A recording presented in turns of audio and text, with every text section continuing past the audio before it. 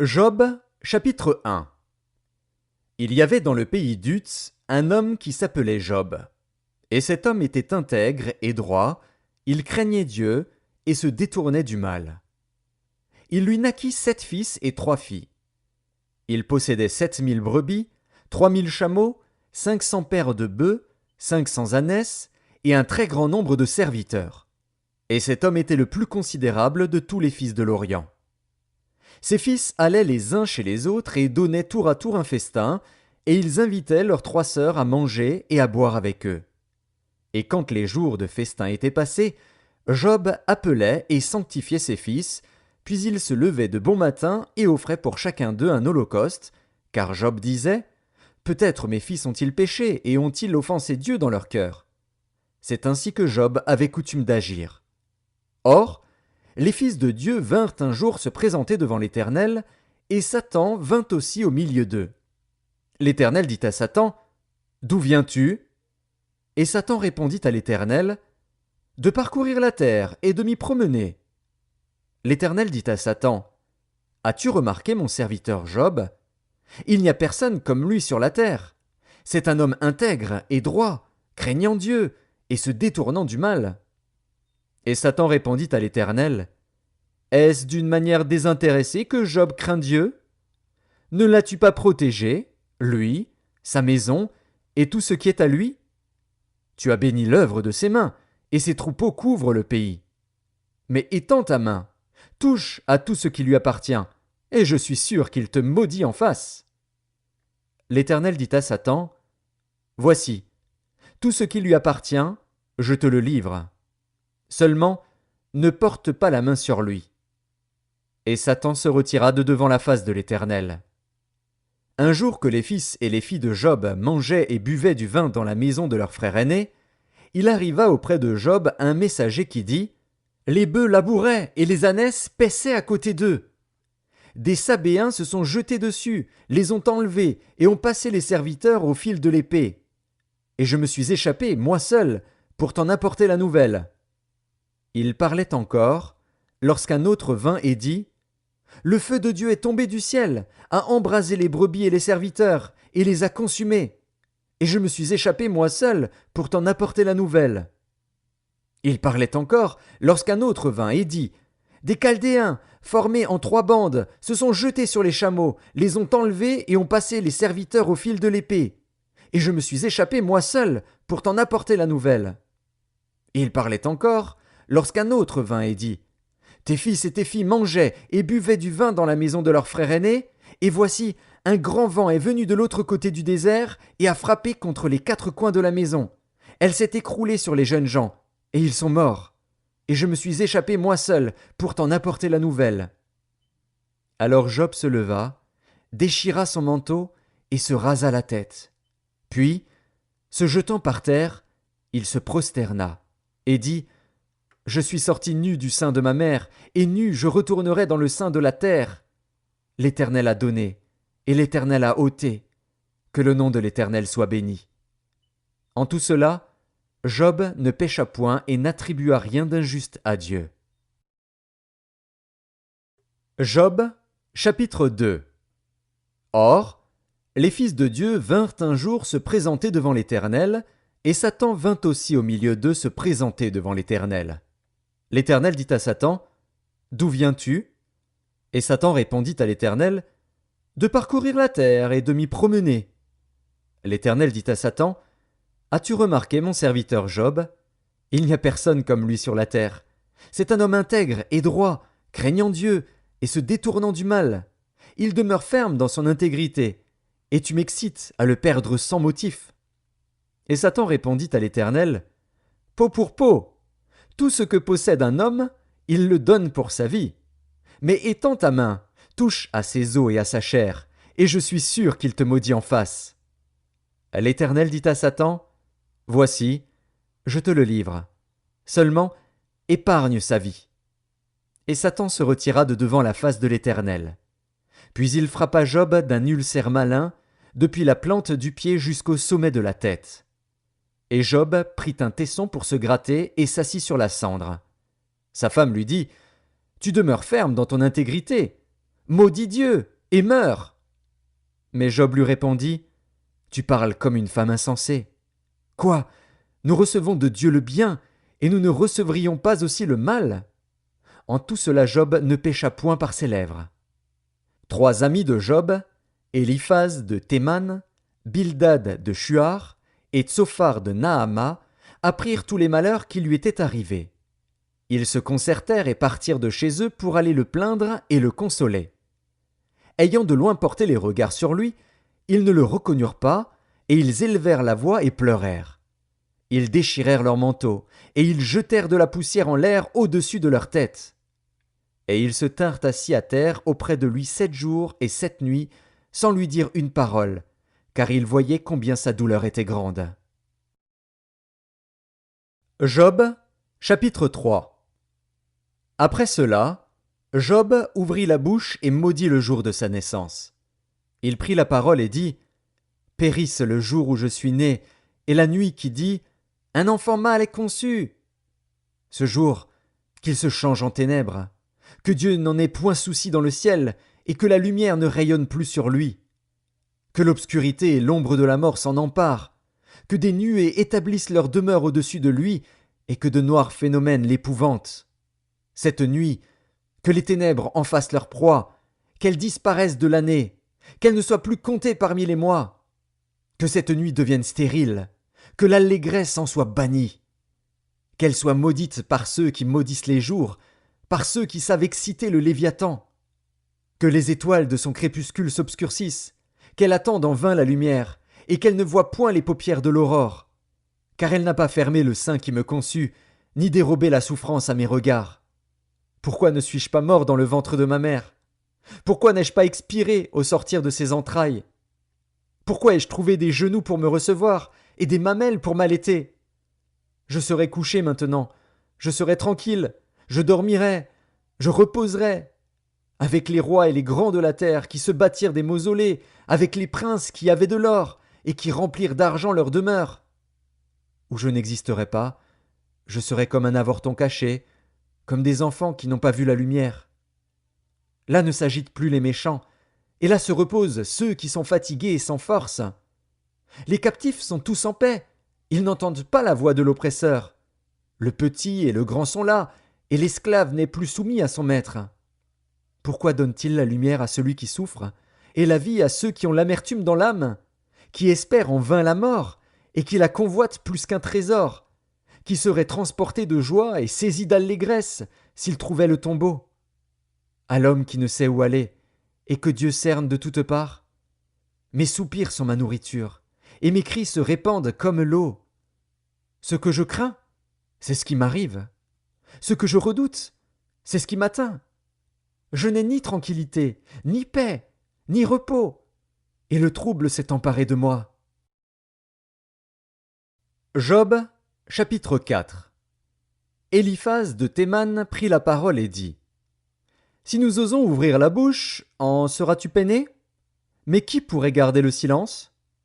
Voici, tu as souvent enseigné les autres, tu as fortifié les mains languissantes, tes paroles ont relevé ceux qui chancelaient, tu as affermi les genoux qui pliaient.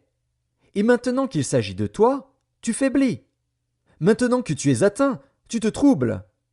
Ta crainte de Dieu n'est-elle pas ton soutien? Ton espérance, n'est-ce pas ton intégrité? Cherche dans ton souvenir. Quel est l'innocent qui a péri? Quels sont les justes qui ont été exterminés? Pour moi, je l'ai vu, ceux qui labourent l'iniquité et qui sèment l'injustice en moissonnent les fruits. Ils périssent par le souffle de Dieu, ils sont consumés par le vent de sa colère, le rugissement des lions prend fin, les dents des lionceaux sont brisées, le lion périt faute de proie, et les petits de la lionne se dispersent. Une parole est arrivée furtivement jusqu'à moi, et mon oreille en a recueilli les sons légers. Au moment où les visions de la nuit agitent la pensée, quand les hommes sont livrés à un profond sommeil, je fus saisi de frayeur et d'épouvante, et tous mes os tremblèrent. Un esprit passa près de moi. Tous mes cheveux se hérissèrent. Une figure d'un aspect inconnu était devant mes yeux, et j'entendis une voix qui murmurait doucement. L'homme serait-il juste devant Dieu? Serait-il pur devant celui qui l'a fait? si Dieu n'a pas confiance en ses serviteurs, s'il trouve de la folie chez ses anges, combien plus chez ceux qui habitent des maisons d'argile, qui tirent leur origine de la poussière et qui peuvent être écrasés comme un vermisseau. Du matin au soir ils sont brisés, ils périssent pour toujours, et nul n'y prend garde. Le fil de leur vie est coupé, ils meurent, et ils n'ont pas acquis la sagesse. Job, chapitre 5. Crie maintenant, qui te répondra? Auquel dessein t'adresseras-tu? L'insensé périt dans sa colère, le fou meurt dans ses emportements. J'ai vu l'insensé prendre racine, puis soudain j'ai maudit sa demeure. Plus de prospérité pour ses fils. Ils sont foulés à la porte, et personne qui les délivre. Sa moisson est dévorée par des affamés, qui viennent l'enlever jusque dans les épines, et ses biens sont engloutis par des hommes altérés. Le malheur ne sort pas de la poussière, et la souffrance ne germe pas du sol. L'homme naît pour souffrir, comme l'étincelle pour voler. Pour moi, j'aurai recours à Dieu, et c'est à Dieu que j'exposerai ma cause. Il fait des choses grandes et insondables, des merveilles sans nombre. Il répand la pluie sur la terre, et envoie l'eau sur les campagnes. Il relève les humbles, et délivre les affligés. Il anéantit les projets des hommes rusés, et leurs mains ne peuvent les accomplir. Il prend les sages dans leur propre ruse, et les desseins des hommes artificieux sont renversés. Il rencontre les ténèbres au milieu du jour, il tâtonne en plein midi comme dans la nuit. Ainsi Dieu protège le faible contre leurs menaces, et le sauve de la main des puissants. Et l'espérance soutient le malheureux, mais l'iniquité ferme la bouche. Heureux l'homme que Dieu châtie. Ne méprise pas la correction du Tout-Puissant. Il fait la plaie, et il la bande. Il blesse, et sa main guérit. 6 fois il te délivrera de l'angoisse, et 7 fois le mal ne t'atteindra pas. Il te sauvera de la mort pendant la famine, et des coups de glaive pendant la guerre. Tu seras à l'abri du fléau de la langue, tu seras sans crainte quand viendra la dévastation. Tu te riras de la dévastation comme de la famine, et tu n'auras pas à redouter les bêtes de la terre. Car tu feras alliance avec les pierres des champs, et les bêtes de la terre seront en paix avec toi. Tu jouiras du bonheur sous ta tente. Tu retrouveras tes troupeaux complets. Tu verras ta postérité s'accroître, et tes rejetons se multiplier comme l'herbe des champs. Tu entreras au sépulcre dans la vieillesse, comme on emporte une gerbe en son temps. Voilà ce que nous avons reconnu. Voilà ce qui est. À toi d'entendre et de mettre à profit. Job, chapitre 6. Job prit la parole et dit : Oh, s'il était possible de peser ma douleur, et si toutes mes calamités étaient sur la balance, elles seraient plus pesantes que le sable de la mer. Voilà pourquoi mes paroles vont jusqu'à la folie. Car les flèches du Tout-Puissant m'ont percé, et mon âme en suce le venin. Les terreurs de Dieu se rangent en bataille contre moi. L'âne sauvage crie-t-il auprès de l'herbe tendre? Le bœuf mugit-il auprès de son fourrage? Peut-on manger ce qui est fade et sans sel? Y a-t-il de la saveur dans le blanc d'un œuf? Ce que je voudrais ne pas toucher, c'est là ma nourriture, si dégoûtante soit-elle. Puisse mon vœu s'accomplir, et Dieu veuille réaliser mon espérance. Qu'il plaise à Dieu de m'écraser, qu'il étende sa main et qu'il m'achève. Il me restera du moins une consolation, une joie dans les maux dont il m'accable. Jamais je n'ai transgressé les ordres du Saint. Pourquoi espérer quand je n'ai plus de force? Pourquoi attendre quand ma fin est certaine? Ma force est-elle une force de pierre? Mon corps est-il d'airain? Ne suis-je pas sans ressources, et le salut n'est-il pas loin de moi? Celui qui souffre a droit à la compassion de son ami, même quand il abandonnerait la crainte du Tout-Puissant. Mes frères sont perfides comme un torrent, comme le lit des torrents qui disparaissent. Les glaçons en troublent le cours, la neige s'y précipite. Viennent les chaleurs, et ils tarissent, les feux du soleil, et leur lit demeure à sec. Les caravanes se détournent de leur chemin, s'enfoncent dans le désert, et périssent. Les caravanes de Théma fixent le regard. Les voyageurs de Séba sont pleins d'espoir. Ils sont honteux d'avoir eu confiance. Ils restent confondus quand ils arrivent. Ainsi, vous êtes comme si vous n'existiez pas. Vous voyez mon angoisse, et vous en avez horreur. Vous ai-je dit, donnez-moi quelque chose, faites en ma faveur des présents avec vos biens, délivrez-moi de la main de l'ennemi, rachetez-moi de la main des méchants. Instruisez-moi, et je me tairai. Faites-moi comprendre en quoi j'ai péché. Que les paroles vraies sont persuasives, mais que prouvent vos remontrances? Voulez-vous donc blâmer ce que j'ai dit et ne voir que du vent dans les discours d'un désespéré? Vous accablez un orphelin, vous persécutez votre ami. Regardez-moi, je vous prie. Vous mentirai-je en face? Revenez, ne soyez pas injuste. Revenez et reconnaissez mon innocence. Y a-t-il de l'iniquité sur ma langue? Et ma bouche ne discerne-t-elle pas le mal? Job, chapitre 7. Le sort de l'homme sur la terre est celui d'un soldat, et ses jours sont ceux d'un mercenaire. Comme l'esclave soupire après l'ombre, comme l'ouvrier attend son salaire, ainsi j'ai pour partage des mois de douleur, j'ai pour mon lot des nuits de souffrance. Je me couche et je dis, quand me lèverai-je? Quand finira la nuit? Et je suis rassasié d'agitation jusqu'au point du jour. Mon corps se couvre de verre et d'une croûte terreuse, ma peau se crevasse et se dissout. Mes jours sont plus rapides que la navette du tisserand, ils s'évanouissent. Plus d'espérance. Souviens-toi que ma vie est un souffle. Mes yeux ne reverront pas le bonheur. L'œil qui me regarde ne me regardera plus. Ton œil me cherchera, et je ne serai plus. Comme la nuée se dissipe et s'en va, celui qui descend au séjour des morts ne remontera pas. Il ne reviendra plus dans sa maison, et le lieu qu'il habitait ne le connaîtra plus.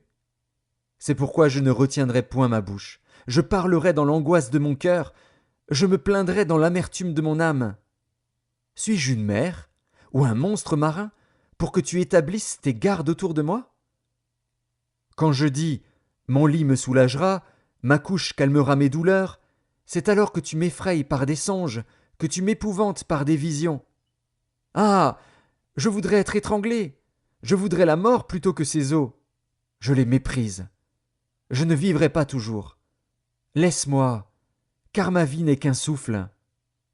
Qu'est-ce que l'homme, pour que tu en fasses tant de cas, pour que tu daignes prendre garde à lui, pour que tu le visites tous les matins, pour que tu l'éprouves à tous les instants?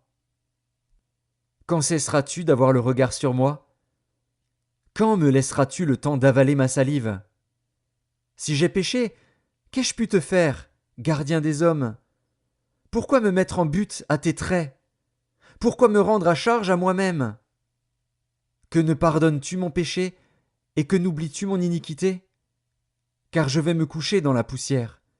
Tu me chercheras, et je ne serai plus. Job, chapitre 8. Bildad de Shuar prit la parole et dit: Jusqu'à quand veux-tu discourir de la sorte? Et les paroles de ta bouche seront-elles un vent impétueux? Dieu renverserait-il le droit? Le Tout-Puissant renverserait-il la justice? Si tes fils ont péché contre lui, il les a livrés à leurs péchés.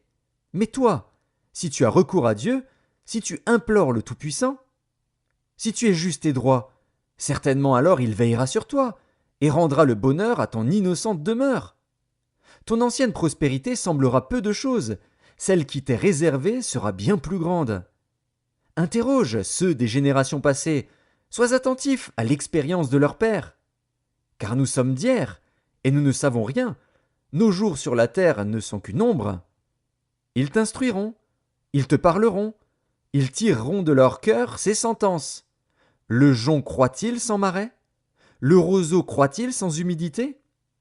Encore vert et sans qu'on le coupe, il sèche plus vite que toutes les herbes. Ainsi arrive-t-il à tous ceux qui oublient Dieu, et l'espérance de l'impie périra. Son assurance est brisée, son soutien est une toile d'araignée. Il s'appuie sur sa maison, et elle n'est pas ferme.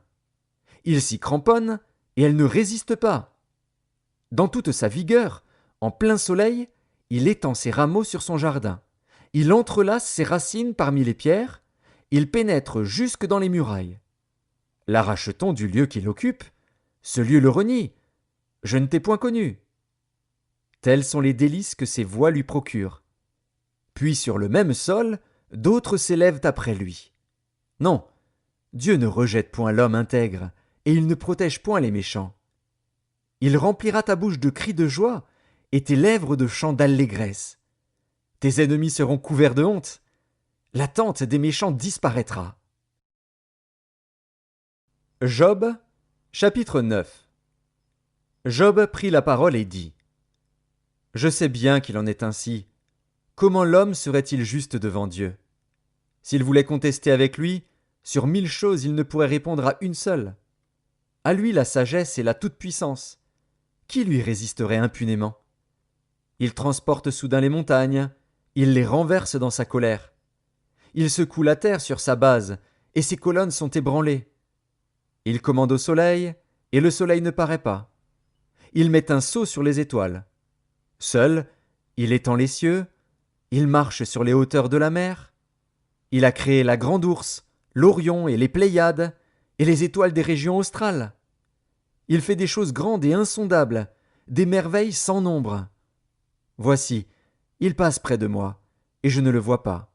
Il s'en va, et je ne l'aperçois pas. S'il enlève, qui s'y opposera?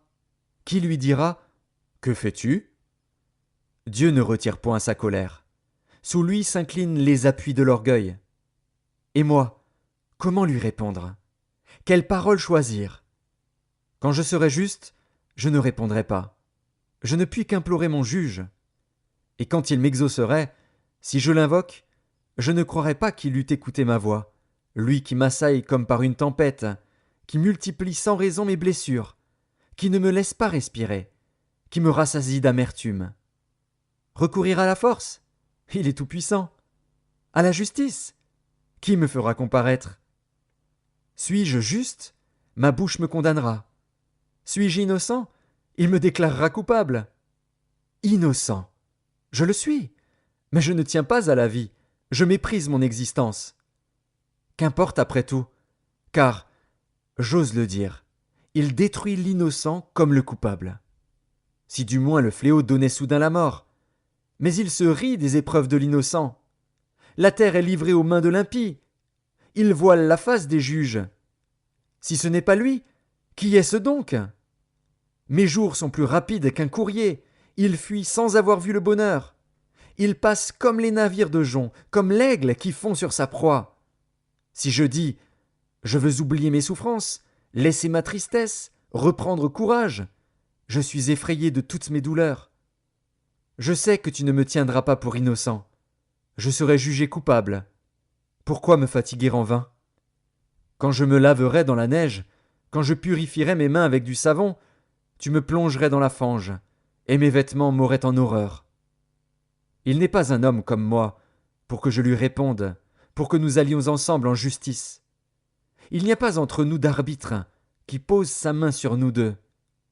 Qu'il retire sa verge de dessus moi, que ses terreurs ne me troublent plus. Alors je parlerai et je ne le craindrai pas. Autrement, je ne suis point à moi-même. Job, chapitre 10. Mon âme est dégoûtée de la vie. Je donnerai cours à ma plainte. Je parlerai dans l'amertume de mon âme. Je dis à Dieu : Ne me condamne pas. Fais-moi savoir pourquoi tu me prends à partie. Te paraît-il bien de maltraiter, de repousser l'ouvrage de tes mains, et de faire briller ta faveur sur le conseil des méchants? As-tu des yeux de chair? Vois-tu comme voit un homme? Tes jours sont-ils comme les jours de l'homme, et tes années comme ses années, pour que tu recherches mon iniquité, pour que tu t'enquières de mon péché, sachant bien que je ne suis pas coupable, et que nul ne peut me délivrer de ta main? Tes mains m'ont formé, elles m'ont créé, elles m'ont fait tout entier, et tu me détruirais. Souviens-toi que tu m'as façonné comme de l'argile. Voudrais-tu de nouveau me réduire en poussière? Ne m'as-tu pas coulé comme du lait? Ne m'as-tu pas caillé comme du fromage? Tu m'as revêtu de peau et de chair, tu m'as tissé d'eau et de nerfs.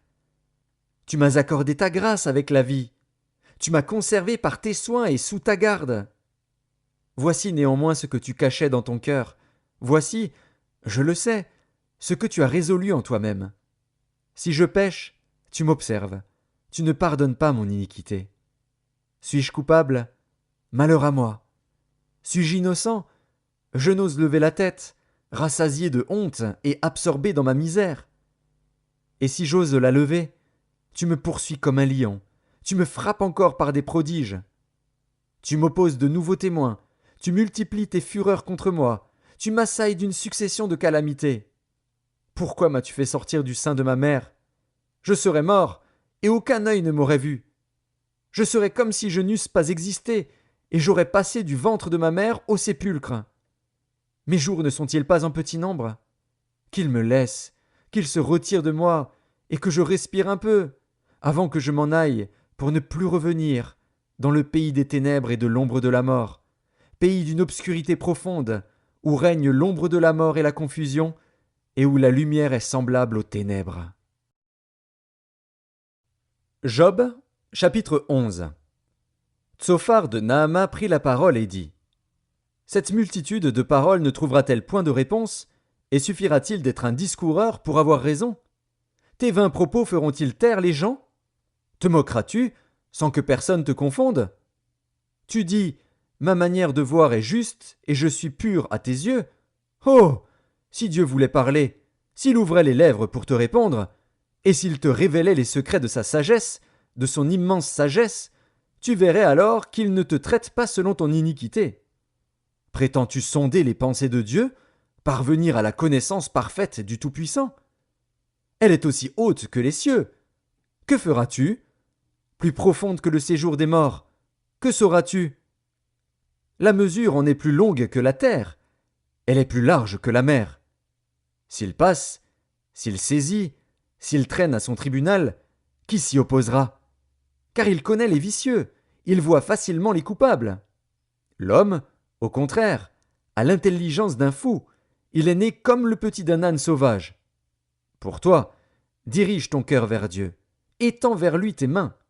Éloigne-toi de l'iniquité, et ne laisse pas habiter l'injustice sous ta tente. Alors tu lèveras ton front sans tache, tu seras ferme et sans crainte.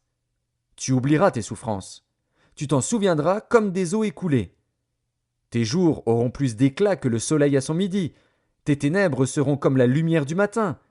Tu seras plein de confiance, et ton attente ne sera plus vaine. Tu regarderas autour de toi, et tu reposeras en sûreté. Tu te coucheras sans que personne ne trouble, et plusieurs caresseront ton visage. Mais les yeux des méchants seront consumés. Pour eux, point de refuge. La mort. Voilà leur espérance. Job, chapitre 12. Job prit la parole et dit: On dirait, en vérité, que le genre humain c'est vous, et qu'avec vous doit mourir la sagesse. J'ai tout aussi bien que vous de l'intelligence, moi, je ne vous suis point inférieur. Et qui ne sait les choses que vous dites? Je suis pour mes amis un objet de raillerie, quand j'implore le secours de Dieu. Le juste, l'innocent, un objet de raillerie. Au malheur le mépris, c'est la devise des heureux. À celui dont le pied chancelle est réservé le mépris. Il y a paix sous la tente des pillards, sécurité pour ceux qui offensent Dieu, pour quiconque se fait un Dieu de sa force. Interroge les bêtes, elles t'instruiront. Les oiseaux du ciel, ils te l'apprendront. Parle à la terre, elle t'instruira, et les poissons de la mer te le raconteront. Qui ne reconnaît chez eux la preuve que la main de l'Éternel a fait toutes choses?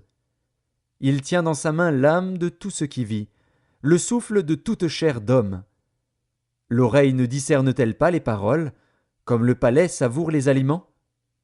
Dans les vieillards se trouve la sagesse, et dans une longue vie l'intelligence. En Dieu réside la sagesse et la puissance. Le conseil et l'intelligence lui appartiennent. Ce qu'il renverse ne sera point rebâti. Celui qui l'enferme ne sera point délivré. Il retient les eaux et tout se dessèche. Il les lâche et la terre en est dévastée. Il possède la force et la prudence. Il maîtrise celui qui s'égare ou fait égarer les autres. Il emmène captifs les conseillers. Il trouble la raison des juges. Il délie la ceinture des rois. Il met une corde autour de leurs reins. Il emmène captifs les sacrificateurs. Il fait tomber les puissants. Il ôte la parole à ceux qui ont de l'assurance. Il prive de jugement les vieillards. Il verse le mépris sur les grands. Il relâche la ceinture des forts. Il met à découvert ce qui est caché dans les ténèbres. Il produit à la lumière l'ombre de la mort. Il donne de l'accroissement aux nations, et il les anéantit. Il les étend au loin, et il les ramène dans leurs limites. Il enlève l'intelligence aux chefs des peuples, il les fait errer dans les déserts sans chemin. Il tâtonne dans les ténèbres, et ne voit pas clair.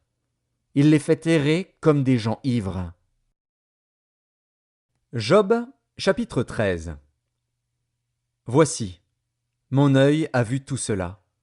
Mon oreille l'a entendu et y a pris garde. Ce que vous savez, je le sais aussi, je ne vous suis point inférieur. Mais je veux parler au Tout-Puissant, je veux plaider ma cause devant Dieu. Car vous n'imaginez que des faussetés, vous êtes tous des médecins de néant. Que n'avez-vous gardé le silence? Vous auriez passé pour avoir de la sagesse. Écoutez, je vous prie, ma défense, et soyez attentifs à la réplique de mes lèvres. Direz-vous en faveur de Dieu ce qui est injuste, et pour le soutenir, allégrez-vous des faussetés? Voulez-vous avoir égard à sa personne? Voulez-vous plaider pour Dieu? S'il vous sonde, vous approuvera-t-il? Ou le tromperez-vous comme on trompe un homme? Certainement il vous condamnera, si vous n'agissez en secret que par égard pour sa personne. Sa majesté ne vous épouvantera-t-elle pas? Sa terreur ne tombera-t-elle pas sur vous? Vos sentences sont des sentences de cendre, vos retranchements sont des retranchements de boue. Taisez-vous, laissez-moi, je veux parler. Il m'en arrivera ce qu'il pourra. Pourquoi saisirais-je ma chair entre les dents? J'exposerais plutôt ma vie. Voici, il me tuera, je n'ai rien à espérer, mais devant lui je défendrai ma conduite. Cela même peut servir à mon salut, car un impie n'ose paraître en sa présence. Écoutez, écoutez mes paroles, prêtez l'oreille à ce que je vais dire. Me voici prêt à plaider ma cause. Je sais que j'ai raison. Quelqu'un disputera-t-il contre moi? Alors je me tais, et je veux mourir. Seulement, accorde-moi 2 choses, et je ne me cacherai pas de loin de ta face. Retire ta main de dessus moi, et que tes terreurs ne me troublent plus. Puis appelle, et je répondrai, ou si je parle, réponds-moi. Quel est le nombre de mes iniquités et de mes péchés? Fais-moi connaître mes transgressions et mes péchés. Pourquoi caches-tu ton visage, et me prends-tu pour ton ennemi? Veux-tu frapper une feuille agitée? Veux-tu poursuivre une paille desséchée? Pourquoi m'infliger d'amères souffrances, me punir pour des fautes de jeunesse? Pourquoi mettre mes pieds dans les ceps, surveiller tous mes mouvements, tracer une limite à mes pas, quand mon corps tombe en pourriture, comme un vêtement que dévore la teigne? Job, chapitre 14. L'homme né de la femme. Sa vie est courte, sans cesse agitée. Il naît, il est coupé comme une fleur, il fuit et disparaît comme une ombre. Et c'est sur lui que tu as l'œil ouvert, et tu me fais aller en justice avec toi. Comment d'un être souillé sortira-t-il un homme pur? Il n'en peut sortir aucun. Si ses jours sont fixés, si tu as compté ses mois, si tu en as marqué le terme qu'il ne saurait franchir, détourne de lui les regards et donne-lui du relâche, pour qu'il ait au moins la joie du mercenaire à la fin de sa journée. Un arbre a de l'espérance. Quand on le coupe, il repousse, il produit encore des rejetons. Quand sa racine a vieilli dans la terre, quand son tronc meurt dans la poussière, il reverdit à l'approche de l'eau, il pousse des branches comme une jeune plante. Mais l'homme meurt, et il perd sa force. L'homme expire. Et où est-il? Les eaux des lacs s'évanouissent, les fleuves tarissent et se dessèchent. Ainsi l'homme se couche et ne se relèvera plus. Il ne se réveillera pas tant que les cieux subsisteront, il ne sortira pas de son sommeil. Oh, si tu voulais me cacher dans le séjour des morts, m'y tenir à couvert jusqu'à ce que ta colère fût passée, et me fixer un terme auquel tu te souviendras de moi. Si l'homme, une fois mort, pouvait revivre, j'aurais de l'espoir tout le temps de mes souffrances, jusqu'à ce que mon état vînt à changer. Tu appellerais alors, et je te répondrais, Tu languirais après l'ouvrage de tes mains. Mais aujourd'hui tu comptes mes pas, tu as l'œil sur mes péchés. Mes transgressions sont scellées en un faisceau, et tu imagines des iniquités à ma charge. La montagne s'écroule et périt, le rocher disparaît de sa place, la pierre est broyée par les eaux, et la terre emportée par leur courant. Ainsi tu détruis l'espérance de l'homme. Tu es sans cesse à l'assaillir, et il s'en va. Tu le défigures, puis tu le renvoies. Que ses fils soient honorés, il n'en sait rien. Qu'il soit dans l'abaissement, il l'ignore. C'est pour lui seul qu'il éprouve de la douleur en son corps. C'est pour lui seul qu'il ressent de la tristesse en son âme. Job, chapitre 15. Éliphaz de Théman prit la parole et dit: Le sage répond-il par un vain savoir? Se gonfle-t-il la poitrine du vent d'Orient? Est-ce par d'inutiles propos qu'il se défend? Est-ce par des discours qui ne servent à rien? Toi, tu détruis même la crainte de Dieu. Tu anéantis tout mouvement de piété devant Dieu. Ton iniquité dirige ta bouche, et tu prends le langage des hommes rusés. Ce n'est pas moi, c'est ta bouche qui te condamne. Ce sont tes lèvres qui déposent contre toi. Es-tu né le premier des hommes? As-tu été enfanté avant les collines? As-tu reçu les confidences de Dieu? As-tu dérobé la sagesse à ton profit? Que sais-tu que nous ne sachions pas? Quelle connaissance as-tu que nous n'ayons pas? Il y a parmi nous des cheveux blancs, des vieillards, plus riches de jours que ton père. Tiens-tu pour peu de choses les consolations de Dieu et les paroles qui doucement se font entendre à toi? Où ton cœur t'entraîne-t-il? Et que signifie ce roulement de tes yeux? Quoi? C'est contre Dieu que tu tournes ta colère et que ta bouche exhale de pareils discours. Qu'est-ce que l'homme pour qu'il soit pur? Celui qui est né de la femme peut-il être juste? Si Dieu n'a pas confiance en ses saints, si les cieux ne sont pas purs devant lui, combien moins l'être abominable et pervers, l'homme qui boit l'iniquité comme l'eau? Je vais te parler, écoute-moi. Je raconterai ce que j'ai vu, ce que les sages ont fait connaître, ce qu'ils ont révélé, l'ayant appris de leur père. À eux seuls appartenait le pays, et parmi eux nul étranger n'était encore venu. Le méchant passe dans l'angoisse tous les jours de sa vie, toutes les années qui sont le partage de l'impie.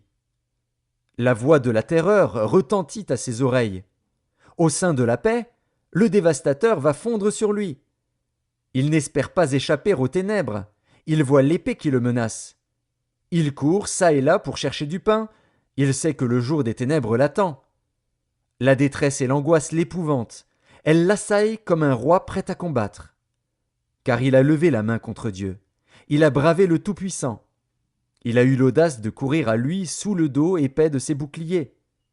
Il avait le visage couvert de graisse, les flancs chargés d'embonpoint. Et il habite des villes détruites, des maisons abandonnées, sur le point de tomber en ruine. Il ne s'enrichira plus, sa fortune ne se relèvera pas, sa prospérité ne s'étendra plus sur la terre. Il ne pourra se dérober aux ténèbres, la flamme consumera ses rejetons, et Dieu le fera périr par le souffle de sa bouche. S'il a confiance dans le mal, il se trompe, car le mal sera sa récompense. Elle arrivera avant le terme de ses jours, et son rameau ne verdira plus. Il sera comme une vigne dépouillée de ses fruits encore verts, comme un olivier dont on a fait tomber les fleurs. La maison de l'impie deviendra stérile, et le feu dévorera la tente de l'homme corrompu. Il conçoit le mal, et il enfante le mal. Il mûrit dans son sein des fruits qui le trompent. Job, chapitre 16. Job prit la parole et dit: J'ai souvent entendu pareille chose. Vous êtes tous des consolateurs fâcheux.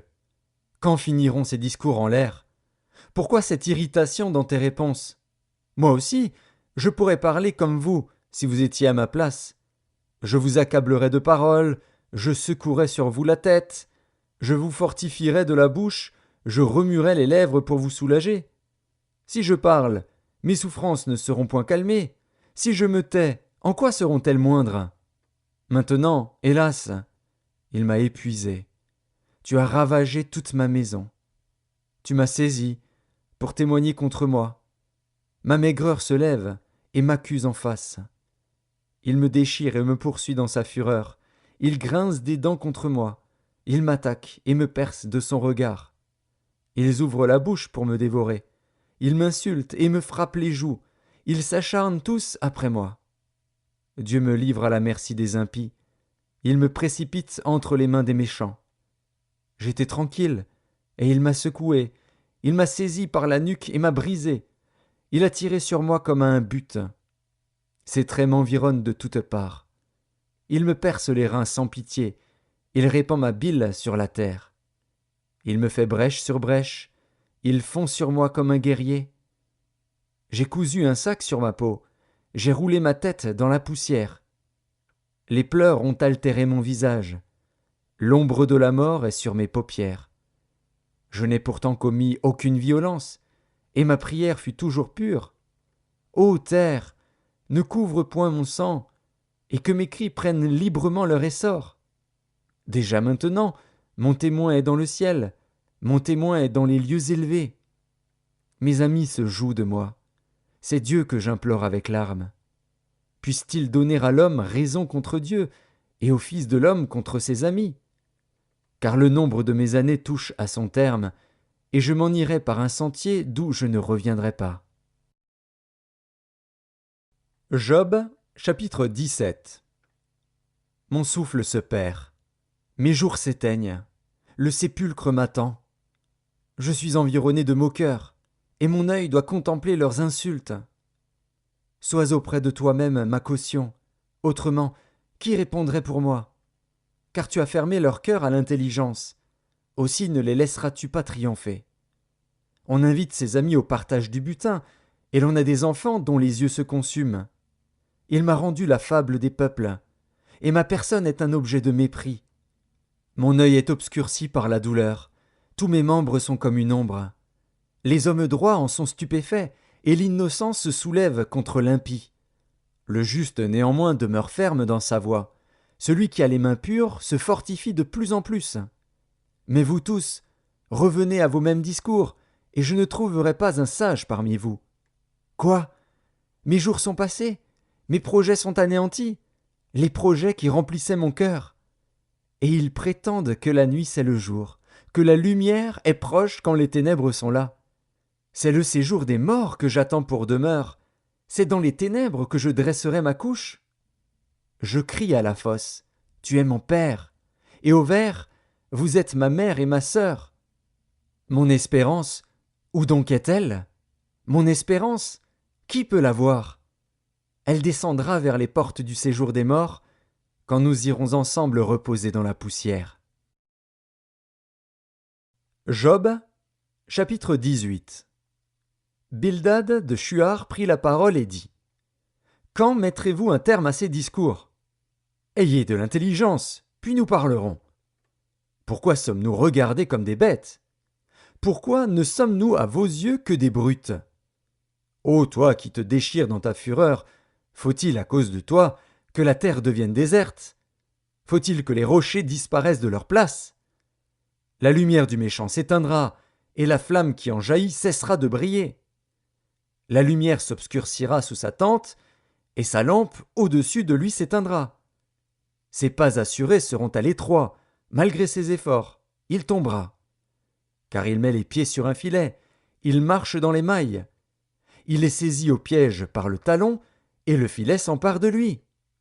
Le cordeau est caché dans la terre, et la trappe est sur son sentier. Des terreurs l'assiègent, l'entourent, le poursuivent par derrière. La faim consume ses forces, la misère est à ses côtés. Les parties de sa peau sont l'une après l'autre dévorées, ses membres sont dévorés par le premier-né de la mort. Il est arraché de sa tente où il se croyait en sûreté, il se traîne vers le roi des épouvantements. Nul des siens n'habite sa tente, le soufre est répandu sur sa demeure. En bas, ses racines se dessèchent. En haut, ses branches sont coupées. Sa mémoire disparaît de la terre, son nom n'est plus sur la face des champs. Il est poussé de la lumière dans les ténèbres, il est chassé du monde. Il ne laisse ni descendants, ni postérité parmi son peuple, ni survivants dans les lieux qui l'habitaient. Les générations à venir seront étonnées de sa ruine, et la génération présente sera saisie d'effroi. Point d'autre destinée pour le méchant, point d'autre sort pour qui ne connaît pas Dieu. Job, chapitre 19. Job prit la parole et dit : Jusques à quand affligerez-vous mon âme, et m'écraserez-vous de vos discours ? Voilà 10 fois que vous m'outragez. N'avez-vous pas honte de m'étourdir ainsi ? Si réellement j'ai péché, seul j'en suis responsable. Pensez-vous me traiter avec hauteur ? Pensez-vous démontrer que je suis coupable ? Sachez alors que c'est Dieu qui me poursuit et qui m'enveloppe de son filet. Voici, je crie à la violence, et nul ne répond. J'implore justice, et point de justice. Il m'a fermé toute issue, et je ne puis passer. Il a répandu des ténèbres sur mes sentiers. Il m'a dépouillé de ma gloire. Il a enlevé la couronne de ma tête. Il m'a brisé de toutes parts, et je m'en vais. Il a arraché mon espérance comme un arbre. Il s'est enflammé de colère contre moi. Il m'a traité comme l'un de ses ennemis. Ses troupes se sont de concert mises en marche. Elles se sont frayé leur chemin jusqu'à moi. Elles ont campé autour de ma tente. Il a éloigné de moi mes frères, et mes amis se sont détournés de moi. Je suis abandonné de mes proches, je suis oublié de mes intimes. Je suis un étranger pour mes serviteurs et mes servantes. Je ne suis plus à leurs yeux qu'un inconnu. J'appelle mon serviteur, et il ne répond pas. Je le supplie de ma bouche, et c'est en vain. Mon humeur est à charge à ma femme, et ma plainte au fils de mes entrailles. Je suis méprisé même par des enfants. Si je me lève, je reçois leurs insultes. Ceux que j'avais pour confidents m'ont en horreur. Ceux que j'aimais se sont tournés contre moi. Mes os sont attachés à ma peau et à ma chair. Il ne me reste que la peau des dents. Ayez pitié de moi, vous, mes amis, car la main de Dieu m'a frappé. Pourquoi me poursuivre comme Dieu me poursuit ? Pourquoi vous montrer insatiable de ma chair ? Oh, je voudrais que mes paroles fussent écrites, qu'elles fussent écrites dans un livre. Je voudrais qu'avec un burin de fer et avec du plomb, elles fussent pour toujours gravées dans le roc. Mais je sais que mon Rédempteur est vivant, et qu'il se lèvera le dernier sur la terre. Quand ma peau sera détruite, il se lèvera. Quand je n'aurai plus de chair, je verrai Dieu. Je le verrai, et il me sera favorable. Mes yeux le verront, et non ceux d'un autre. Mon âme languit d'attente au-dedans de moi. Vous direz alors : pourquoi le poursuivions-nous ? Car la justice de ma cause sera reconnue. Craignez pour vous le glaive. Les châtiments par le glaive sont terribles. Et sachez qu'il y a un jugement. Job, chapitre 20. Tsophar de Naama prit la parole et dit : Mes pensées me forcent à répondre, et mon agitation ne peut se contenir. J'ai entendu des reproches qui m'outragent. Le souffle de mon intelligence donnera la réplique. Ne sais-tu pas que, de tout temps, depuis que l'homme a été placé sur la terre, le triomphe des méchants a été court, et la joie de l'impie momentanée ? Quand il s'élèverait jusqu'aux cieux, et que sa tête toucherait aux nues, il périra pour toujours comme son ordure, et ceux qui le voyaient diront : Où est-il ? Il s'envolera comme un songe, et on ne le trouvera plus. Il disparaîtra comme une vision nocturne. L'œil qui le regardait ne le regardera plus. Le lieu qu'il habitait ne l'apercevra plus. Ses fils seront assaillis par les pauvres, et ses mains restitueront ce qu'il a pris par violence. La vigueur de la jeunesse, qui remplissait ses membres, aura sa couche avec lui dans la poussière. Le mal était doux à sa bouche, il le cachait sous sa langue. Il le savourait sans l'abandonner. Il le retenait au milieu de son palais. Mais sa nourriture se transformera dans ses entrailles, elle deviendra dans son corps un venin d'aspic. Il a englouti des richesses, il les vomira. Dieu les chassera de son ventre. Il a sucé du venin d'aspic, la langue de la vipère le tuera. Il ne reposera plus ses regards sur les ruisseaux, sur les torrents, sur les fleuves de miel et de lait. Il rendra ce qu'il a gagné, et n'en profitera plus. Il restituera tout ce qu'il a pris, et n'en jouira plus. Car il a opprimé, délaissé les pauvres, il a ruiné des maisons et ne les a pas rétablies. Son avidité n'a point connu de borne, mais il ne sauvera pas ce qu'il avait de plus cher. Rien n'échappait à sa voracité, mais son bien-être ne durera pas. Au milieu de l'abondance, il sera dans la détresse. La main de tous les misérables se lèvera sur lui. Et voici, pour lui remplir le ventre, Dieu enverra sur lui le feu de sa colère et le rassasiera par une pluie de traits. S'il échappe aux armes de fer, l'arc d'airain le transpercera. Il arrache de son corps le trait, qui étincelle au sortir de ses entrailles, et il est en proie aux terreurs de la mort. Toutes les calamités sont réservées à ses trésors. Il sera consumé par un feu que n'allumera point l'homme, et ce qui restera dans sa tente en deviendra la pâture. Les cieux dévoileront son iniquité, et la terre s'élèvera contre lui.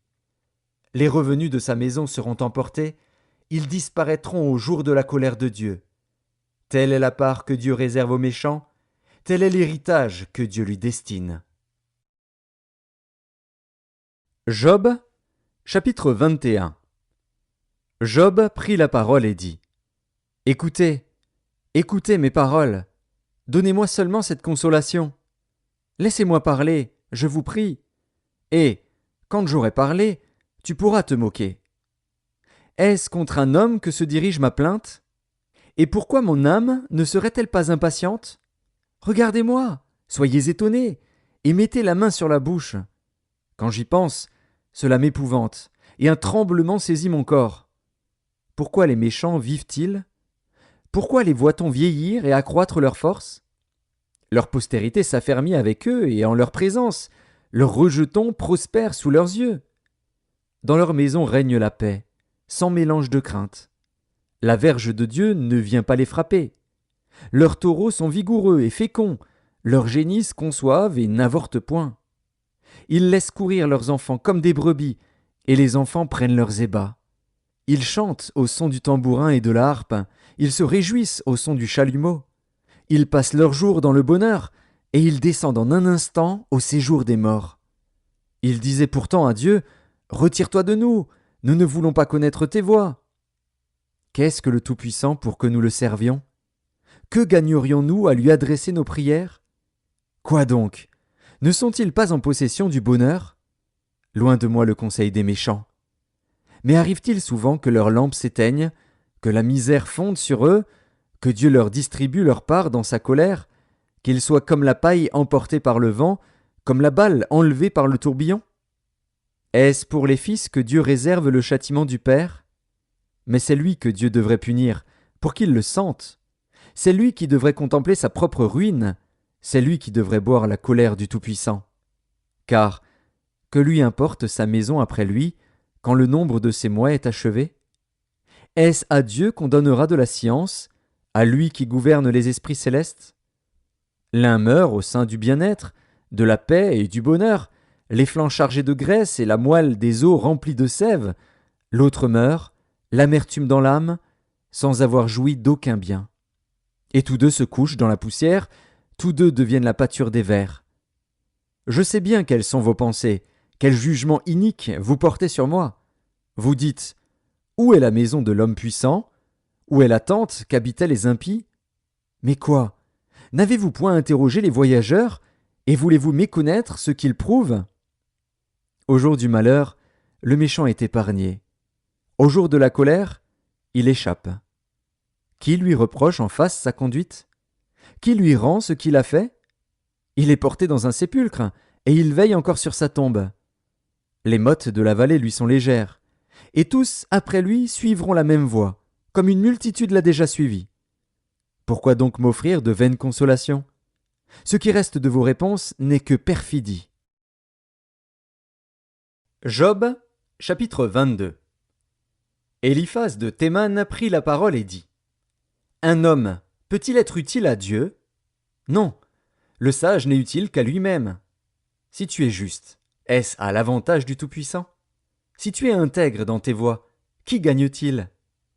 Est-ce par crainte de toi qu'il te châtie, qu'il entre en jugement avec toi? Ta méchanceté n'est-elle pas grande?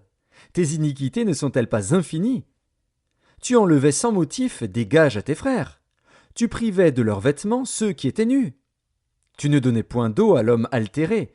Tu refusais du pain à l'homme affamé. Le pays était au plus fort, et le puissant s'y établissait. Tu renvoyais les veuves à vide, les bras des orphelins étaient brisés. C'est pour cela que tu es entouré de pièges, et que la terreur t'a saisi tout à coup. Ne vois-tu donc pas ces ténèbres, ces eaux débordées qui t'envahissent? Dieu n'est-il pas en haut dans les cieux? Regarde le sommet des étoiles, comme il est élevé. Et tu dis, qu'est-ce que Dieu sait? Peut-il juger à travers l'obscurité? Les nuées l'enveloppent, et il ne voit rien, il ne parcourt que la voûte des cieux. Et quoi? Tu voudrais prendre l'ancienne route qu'ont suivie les hommes d'iniquité? Ils ont été emportés avant le temps. Ils ont eu la durée d'un torrent qui s'écoule. Ils disaient à Dieu, retire-toi de nous. Que peut faire pour nous le Tout-Puissant? Dieu cependant avait rempli de bien leur maison. Loin de moi le conseil des méchants. Les justes, témoins de leur chute, se réjouiront, et l'innocent se moquera d'eux. Voilà nos adversaires anéantis. Voilà leur richesse dévorée par le feu. Attache-toi donc à Dieu, et tu auras la paix. Tu jouiras ainsi du bonheur. Reçois de sa bouche l'instruction, et mets dans ton cœur ses paroles. Tu seras rétabli, si tu reviens au Tout-Puissant, si tu éloignes l'iniquité de ta tente. Jette l'or dans la poussière, l'or d'Ophir parmi les cailloux des torrents. Et le Tout-Puissant sera ton or, ton argent, ta richesse. Alors tu feras du Tout-Puissant tes délices. Tu élèveras vers Dieu ta face. Tu le prieras, et il t'exaucera, et tu accompliras tes vœux. À tes résolutions répondra le succès. Sur tes sentiers brillera la lumière. Vienne l'humiliation. Tu prieras pour ton relèvement. Dieu secourt celui dont le regard est abattu. Il délivrera même le coupable, qui devra son salut à la pureté de tes mains. Job, chapitre 23. Job prit la parole et dit: Maintenant encore ma plainte est une révolte, mais la souffrance étouffe mes soupirs. Oh! Si je savais où le trouver, si je pouvais arriver jusqu'à son trône, je plaiderais ma cause devant lui, je remplirais ma bouche d'arguments, je connaîtrais ce qu'il peut avoir à répondre, je verrais ce qu'il peut avoir à me dire. Emploierait-il toute sa force à me combattre? Ne daignerait-il pas au moins m'écouter? Ce serait un homme droit qui plaiderait avec lui, et je serais pour toujours absous par mon juge. Mais si je vais à l'Orient, il n'y est pas. Si je vais à l'Occident, je ne le trouve pas. Est-il occupé au nord? Je ne puis le voir. Se cache-t-il au midi? Je ne puis le découvrir. Il sait néanmoins quelle voie j'ai suivie, et s'il m'éprouvait, je sortirais pur comme l'or. Mon pied s'est attaché à ses pas. J'ai gardé sa voie, et je ne m'en suis point détourné. Je n'ai pas abandonné les commandements de ses lèvres. J'ai fait plier ma volonté aux paroles de sa bouche. Mais sa résolution est arrêtée. Qui s'y opposera? Ce que son âme désire, il l'exécute. Il accomplira donc ses desseins à mon égard, et il en concevra bien d'autres encore. Voilà pourquoi sa présence m'épouvante. Quand j'y pense, j'ai peur de lui. Dieu a brisé mon courage. Le Tout-Puissant m'a rempli d'effroi. Car ce ne sont pas les ténèbres qui m'anéantissent, ce n'est pas l'obscurité dont je suis couvert. Job, chapitre 24. Pourquoi le Tout-Puissant ne met-il pas des temps en réserve, et pourquoi ceux qui le connaissent ne voient-ils pas ses jours? On déplace les bornes, on vole des troupeaux, et on les fait paître. On enlève l'âne de l'orphelin, on prend pour gage le bœuf de la veuve, on repousse du chemin les indigents, on force tous les malheureux du pays à se cacher. Et voici, comme les ânes sauvages du désert, ils sortent le matin pour chercher de la nourriture, ils n'ont que le désert pour trouver le pain de leurs enfants. Ils coupent le fourrage qui reste dans les champs, ils grappillent dans la vigne de l'impie. Ils passent la nuit dans la nudité, sans vêtements, sans couverture contre le froid. Ils sont percés par la pluie des montagnes, et ils embrassent les rochers comme unique refuge. on arrache l'orphelin à la mamelle, on prend des gages sur le pauvre. Ils vont tout nus, sans vêtements, ils sont affamés, et ils portent les gerbes. Dans les enclos de l'impie, ils font de l'huile, ils foulent le pressoir, et ils ont soif. Dans les villes s'exhalent les soupirs des mourants, l'âme des blessés jette des cris, et Dieu ne prend pas garde à ces infamies. D'autres sont ennemis de la lumière, ils n'en connaissent pas les voies, ils n'en pratiquent pas les sentiers. L'assassin se lève au point du jour, tue le pauvre et l'indigent, et il dérobe pendant la nuit. L'œil de l'adultère épie le crépuscule. Personne ne me verra, dit-il, et il met un voile sur sa figure. La nuit, ils forcent les maisons, le jour ils se tiennent enfermés. Ils ne connaissent pas la lumière. Pour eux, le matin c'est l'ombre de la mort, ils en éprouvent toutes les terreurs. Et quoi? L'impie est d'un poids léger sur la face des eaux, il n'a sur la terre qu'une part maudite, il ne prend jamais le chemin des vignes. Comme la sécheresse et la chaleur absorbent les eaux de la neige, ainsi le séjour des morts engloutit ceux qui pêchent. Quoi? Le sein maternel l'oublie, les vers en font leur délice. On ne se souvient plus de lui.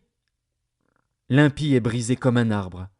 Lui qui dépouille la femme stérile et sans enfant, lui qui ne répand aucun bienfait sur la veuve. Non, Dieu par sa force prolonge les jours des violents, et les voilà debout quand ils désespéraient de la vie. Il leur donne de la sécurité et de la confiance, il a les regards sur leur voie. Ils se sont élevés, et en un instant ils ne sont plus, ils tombent, ils meurent comme tous les hommes, ils sont coupés comme la tête des épis. S'il n'en est pas ainsi, qui me démentira? Qui réduira mes paroles à néant? Job, chapitre 25. Bildad de Shuar prit la parole et dit: La puissance et la terreur appartiennent à Dieu. Il fait régner la paix dans ces hautes régions. Ses armées ne sont-elles pas innombrables? Sur qui sa lumière ne se lève-t-elle pas? Comment l'homme serait-il juste devant Dieu?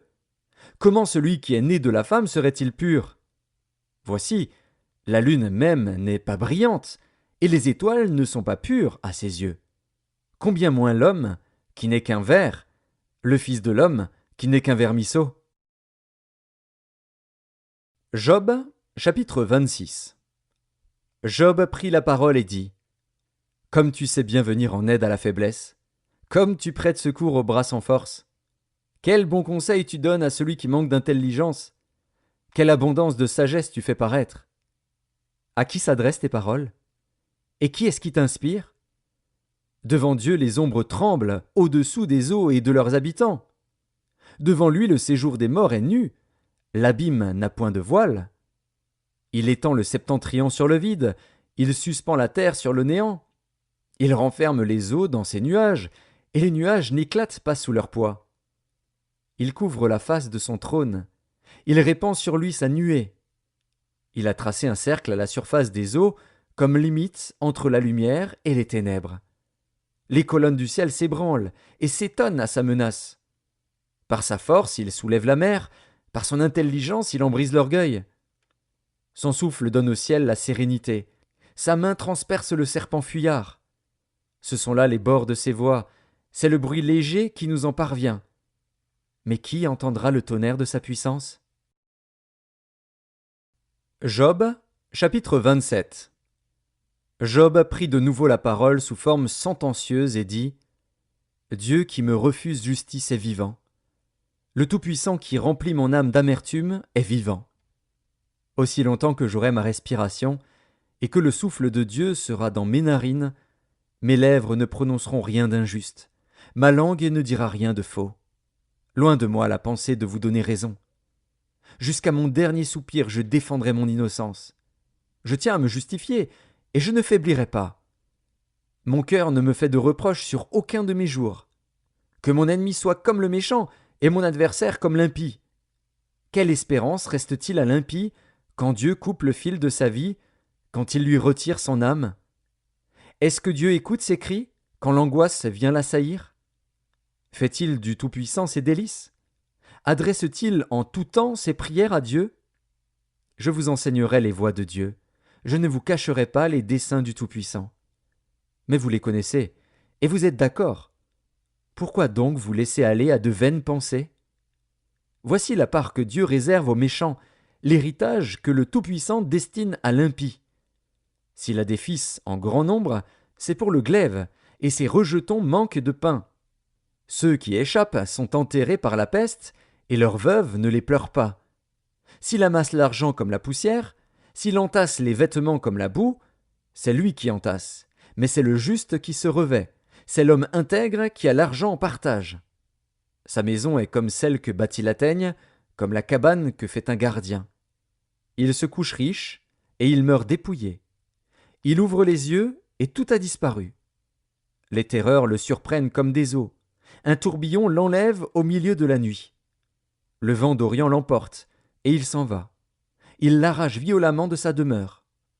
Dieu lance sans pitié des traits contre lui, et le méchant voudrait fuir pour les éviter. On bat des mains à sa chute, et on le siffle à son départ.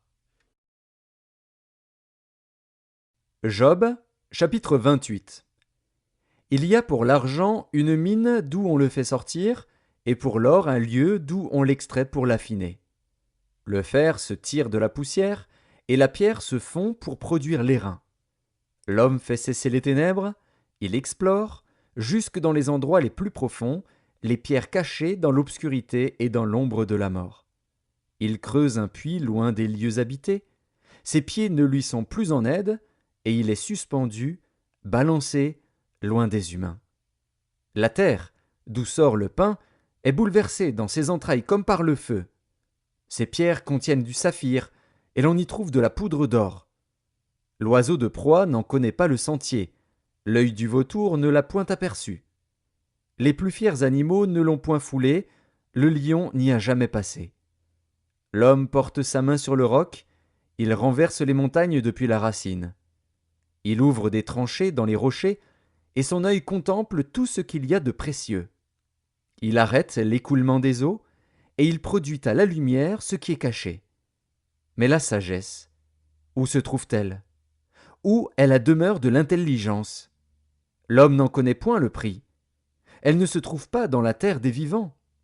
L'abîme dit, elle n'est point en moi, et la mer dit, elle n'est point en moi.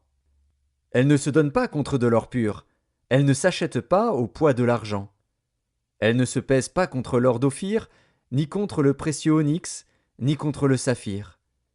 Elle ne peut se comparer à l'or ni au verre, elle ne peut s'échanger pour un vase d'or fin. Le corail et le cristal ne sont rien auprès d'elle. La sagesse vaut plus que les perles. La topaze d'Éthiopie n'est point son égale, et l'or pur n'entre pas en balance avec elle. D'où vient donc la sagesse? Où est la demeure de l'intelligence? Elle est cachée aux yeux de tout vivant, elle est cachée aux oiseaux du ciel. Le gouffre et la mort disent, nous en avons entendu parler. C'est Dieu qui en sait le chemin, c'est lui qui en connaît la demeure. Car il voit jusqu'aux extrémités de la terre, il aperçoit tout sous les cieux.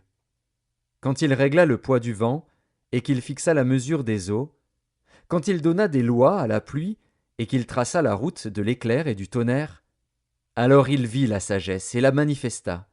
Il en posa les fondements et la mit à l'épreuve.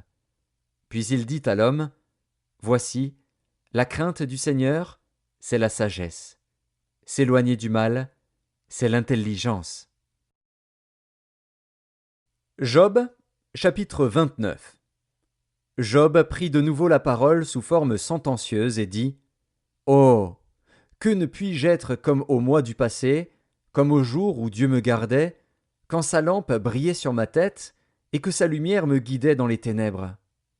Que ne suis-je comme au jour de ma vigueur, où Dieu veillait en ami sur ma tente, quand le Tout-Puissant était encore avec moi et que mes enfants m'entouraient? Quand mes pieds se baignaient dans la crème et que le rocher répandait près de moi des ruisseaux d'huile? Si je sortais pour aller à la porte de la ville, et si je me faisais préparer un siège dans la place, les jeunes gens se retiraient à mon approche, les vieillards se levaient et se tenaient debout. Les princes arrêtaient leur discours et mettaient la main sur leur bouche. La voix des chefs se taisait, et leur langue s'attachait à leur palais.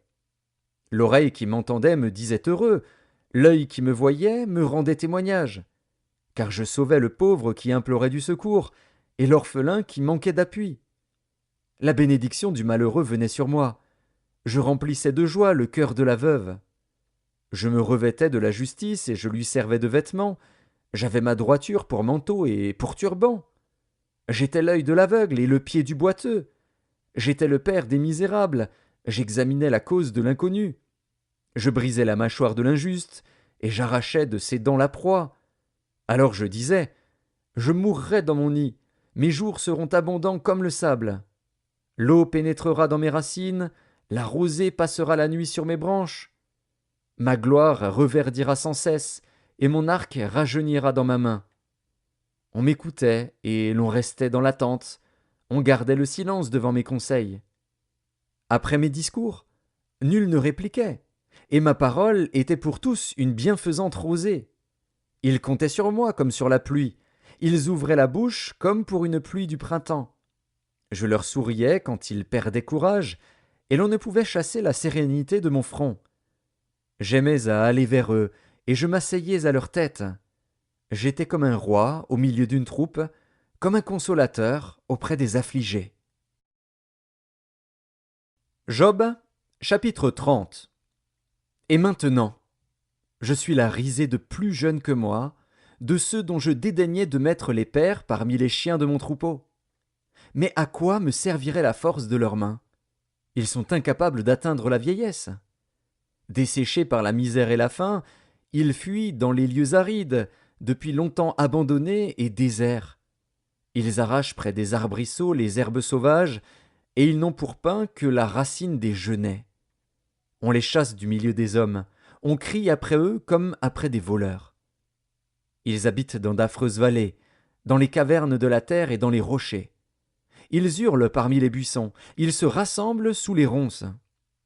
Êtres vils et méprisés, on les repousse du pays. Et maintenant, je suis l'objet de leurs chansons, je suis en butte à leurs propos. Ils ont horreur de moi, ils se détournent, ils me crachent au visage. Ils n'ont plus de retenue et ils m'humilient, ils rejettent tout frein devant moi. Ces misérables se lèvent à ma droite et me poussent les pieds, ils se frayent contre moi des sentiers pour ma ruine. Ils détruisent mon propre sentier et travaillent à ma perte, eux à qui personne ne viendrait en aide. Ils arrivent comme par une large brèche, ils se précipitent sous les craquements. Les terreurs m'assiègent. Ma gloire est emportée comme par le vent, mon bonheur a passé comme un nuage. Et maintenant, mon âme s'épanche en mon sein, les jours de la souffrance m'ont saisi. La nuit me perce et m'arrache les os. La douleur qui me ronge ne se donne aucun repos. Par la violence du mal, mon vêtement perd sa forme. Il se colle à mon corps comme ma tunique. Dieu m'a jeté dans la boue, et je ressemble à la poussière et à la cendre. Je crie vers toi, et tu ne me réponds pas. Je me tiens debout, et tu me lances ton regard. Tu deviens cruel contre moi. Tu me combats avec la force de ta main. Tu me soulèves, tu me fais voler au-dessus du vent, et tu m'anéantis au bruit de la tempête. Car, je le sais, tu me mènes à la mort, au rendez-vous de tous les vivants. Mais celui qui va périr n'étend-il pas les mains? Celui qui est dans le malheur n'implore-t-il pas du secours? N'avais-je pas des larmes pour l'infortuné? Mon cœur n'avait-il pas pitié de l'indigent? J'attendais le bonheur, et le malheur est arrivé. J'espérais la lumière, et les ténèbres sont venues. Mes entrailles bouillonnent sans relâche, les jours de la calamité m'ont surpris. Je marche noirci, mais non par le soleil. Je me lève en pleine assemblée, et je crie. Je suis devenu le frère des chacals, le compagnon des autruches. Ma peau noircit et tombe, mes os brûlent et se dessèchent. Ma harpe n'est plus qu'un instrument de deuil, et mon chalumeau ne peut rendre que des sons plaintifs. Job, chapitre 31. J'avais fait un pacte avec mes yeux, et je n'aurais pas arrêté mes regards sur une vierge. Quelle part Dieu m'eût-il réservé d'en haut? Quel héritage le Tout-Puissant m'eût-il envoyé des cieux? La ruine n'est-elle pas pour le méchant, et le malheur pour ceux qui commettent l'iniquité? Dieu n'a-t-il pas connu mes voies? N'a-t-il pas compté tous mes pas? Si j'ai marché dans le mensonge, si mon pied a couru vers la fraude, que Dieu me pèse dans des balances justes, et il reconnaîtra mon intégrité. Si mon pas s'est détourné du droit chemin, si mon cœur a suivi mes yeux, si quelque souillure s'est attachée à mes mains, que je sème et qu'un autre moissonne, et que mes rejetons soient déracinés. Si mon cœur a été séduit par une femme, si j'ai fait le guet à la porte de mon prochain, que ma femme tourne la meule pour un autre, et que d'autres la déshonorent. Car c'est un crime, un forfait que punissent les juges. C'est un feu qui dévore jusqu'à la ruine, et qui aurait détruit toute ma richesse. Si j'ai méprisé le droit de mon serviteur ou de ma servante lorsqu'ils étaient en contestation avec moi, qu'ai-je à faire quand Dieu se lève? Qu'ai-je à répondre quand il châtie? Celui qui m'a créé dans le ventre de ma mère ne l'a-t-il pas créé? Le même Dieu ne nous a-t-il pas formés dans le sein maternel? Si j'ai refusé aux pauvres ce qu'ils demandaient, si j'ai fait languir les yeux de la veuve, si j'ai mangé seul mon pain, sans que l'orphelin en ait eu sa part, moi qui l'ai dès ma jeunesse élevé comme un père, moi qui dès ma naissance ai soutenu la veuve, si j'ai vu le malheureux manquer de vêtements, l'indigent n'avoir point de couverture, sans que ses reins m'aient béni, sans qu'il ait été réchauffé par la toison de mes agneaux, si j'ai levé la main contre l'orphelin, parce que je me sentais un appui dans les juges, que mon épaule se détache de sa jointure, que mon bras tombe et qu'il se brise. Car les châtiments de Dieu m'épouvantent, et je ne puis rien devant sa majesté. Si j'ai mis dans l'or ma confiance, si j'ai dit alors, tu es mon espoir, si je me suis réjoui de la grandeur de mes biens, de la quantité des richesses que j'avais acquises, si j'ai regardé le soleil quand il brillait, la lune quand elle s'avançait majestueuse, et si mon cœur s'est laissé séduire en secret, si ma main s'est portée sur ma bouche, c'est encore un crime que doivent punir les juges, et j'aurais renié le Dieu d'en haut. Si j'ai été joyeux du malheur de mon ennemi, si j'ai sauté d'allégresse quand les revers l'ont atteint, moi qui n'ai pas permis à ma langue de pécher, de demander sa mort avec imprécation, si les gens de ma tente ne disaient pas « Où est celui qui n'a pas été rassasié de sa viande ?» Si l'étranger passait la nuit dehors, si je n'ouvrais pas ma porte aux voyageurs, si, comme les hommes, j'ai caché mes transgressions et renfermé mes iniquités dans mon sein, parce que j'avais peur de la multitude, parce que je craignais le mépris des familles, me tenant à l'écart et n'osant franchir ma porte, oh, qui me fera trouver quelqu'un qui m'écoute? Voilà ma défense toute signée, que le Tout-Puissant me réponde. Qui me donnera la plainte écrite par mon adversaire? Je porterai son écrit sur mon épaule, je l'attacherai sur mon front comme une couronne. Je lui rendrai compte de tous mes pas, je m'approcherai de lui comme un prince. Si ma terre crie contre moi, et que ses sillons versent des larmes, si j'en ai mangé le produit sans l'avoir payé, et que j'ai attristé l'âme de ses anciens maîtres, qu'il y croisse des épines au lieu de froment, et de l'ivraie au lieu de l'orge.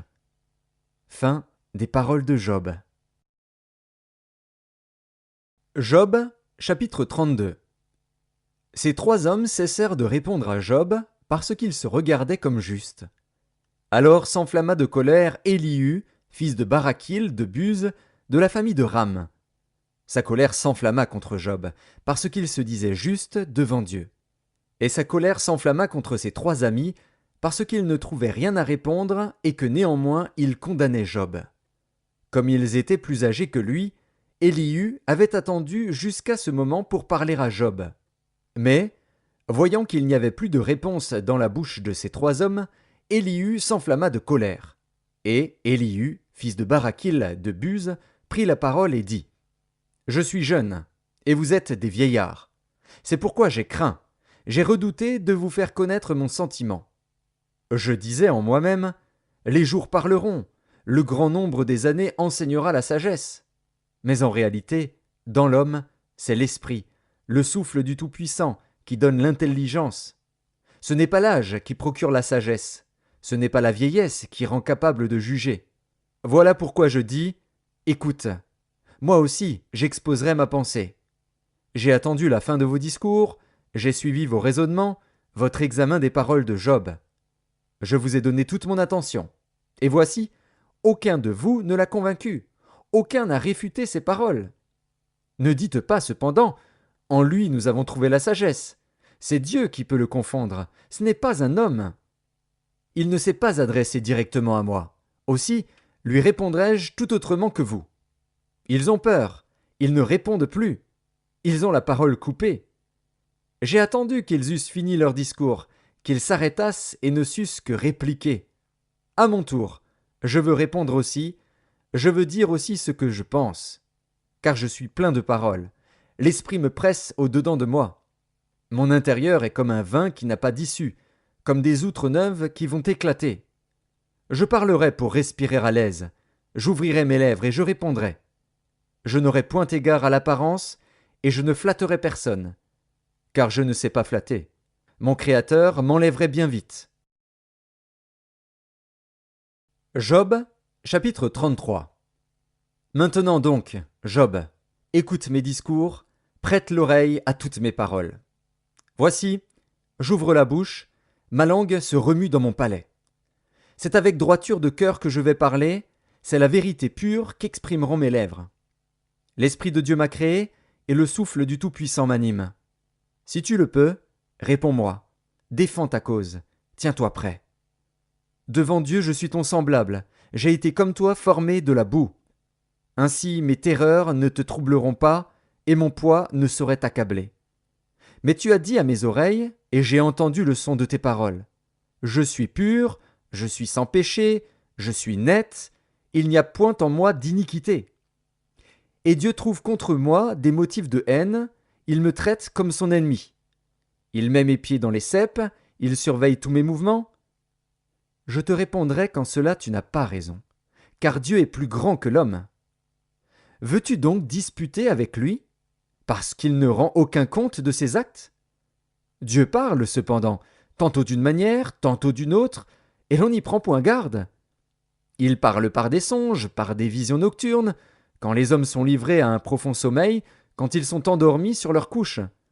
Alors il leur donne des avertissements et met le sceau à ses instructions, afin de détourner l'homme du mal et de le préserver de l'orgueil, afin de garantir son âme de la fosse et sa vie des coups du glaive.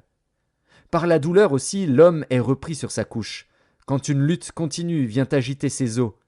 Alors il prend en dégoût le pain, même les aliments les plus exquis. Sa chair se consume et disparaît, ses os qu'on ne voyait pas sont mis à nu. Son âme s'approche de la fosse, et sa vie des messagers de la mort. Mais s'il se trouve pour lui un ange intercesseur, un d'entre les 1000 qui annonce à l'homme la voie qu'il doit suivre, Dieu a compassion de lui et dit à l'ange, « Délivre-le, afin qu'il ne descende pas dans la fosse. » J'ai trouvé une rançon. Et sa chair a plus de fraîcheur qu'au premier âge. Il revient au jour de sa jeunesse. Il adresse à Dieu sa prière, et Dieu lui est propice, lui laisse voir sa face avec joie, et lui rend son innocence. Il chante devant les hommes et dit, « J'ai péché, j'ai violé la justice, et je n'ai pas été puni comme je le méritais. Dieu a délivré mon âme pour qu'elle n'entrât pas dans la fosse, et ma vie s'épanouit à la lumière. » Voilà tout ce que Dieu fait, 2 fois, 3 fois, avec l'homme, pour ramener son âme de la fosse, pour l'éclairer de la lumière des vivants. Sois attentif, Job, écoute-moi. Tais-toi, et je parlerai. Si tu as quelque chose à dire, réponds-moi, parle, car je voudrais te donner raison. Si tu n'as rien à dire, écoute-moi. Tais-toi, et je t'enseignerai la sagesse. Job, chapitre 34. Élihu reprit et dit, « Sages, écoutez mes discours. Vous qui êtes intelligents, prêtez-moi l'oreille. Car l'oreille discerne les paroles, comme le palais savoure les aliments. Choisissons ce qui est juste, voyons entre nous ce qui est bon. Job dit, « Je suis innocent, et Dieu me refuse justice. J'ai raison, et je passe pour menteur. Ma plaie est douloureuse, et je suis sans péché. Y a-t-il un homme semblable à Job, buvant la raillerie comme l'eau, marchant en société de ceux qui font le mal, cheminant de pair avec les impies? Car il a dit, « Il est inutile à l'homme de mettre son plaisir en Dieu. » Écoutez-moi donc, hommes de sens. Loin de Dieu l'injustice, loin du Tout-Puissant l'iniquité. Il rend à l'homme selon ses œuvres, Il rétribue chacun selon ses voies. Non, certes, Dieu ne commet pas l'iniquité. Le Tout-Puissant ne viole pas la justice. Qui l'a chargé de gouverner la terre? Qui a confié l'univers à ses soins?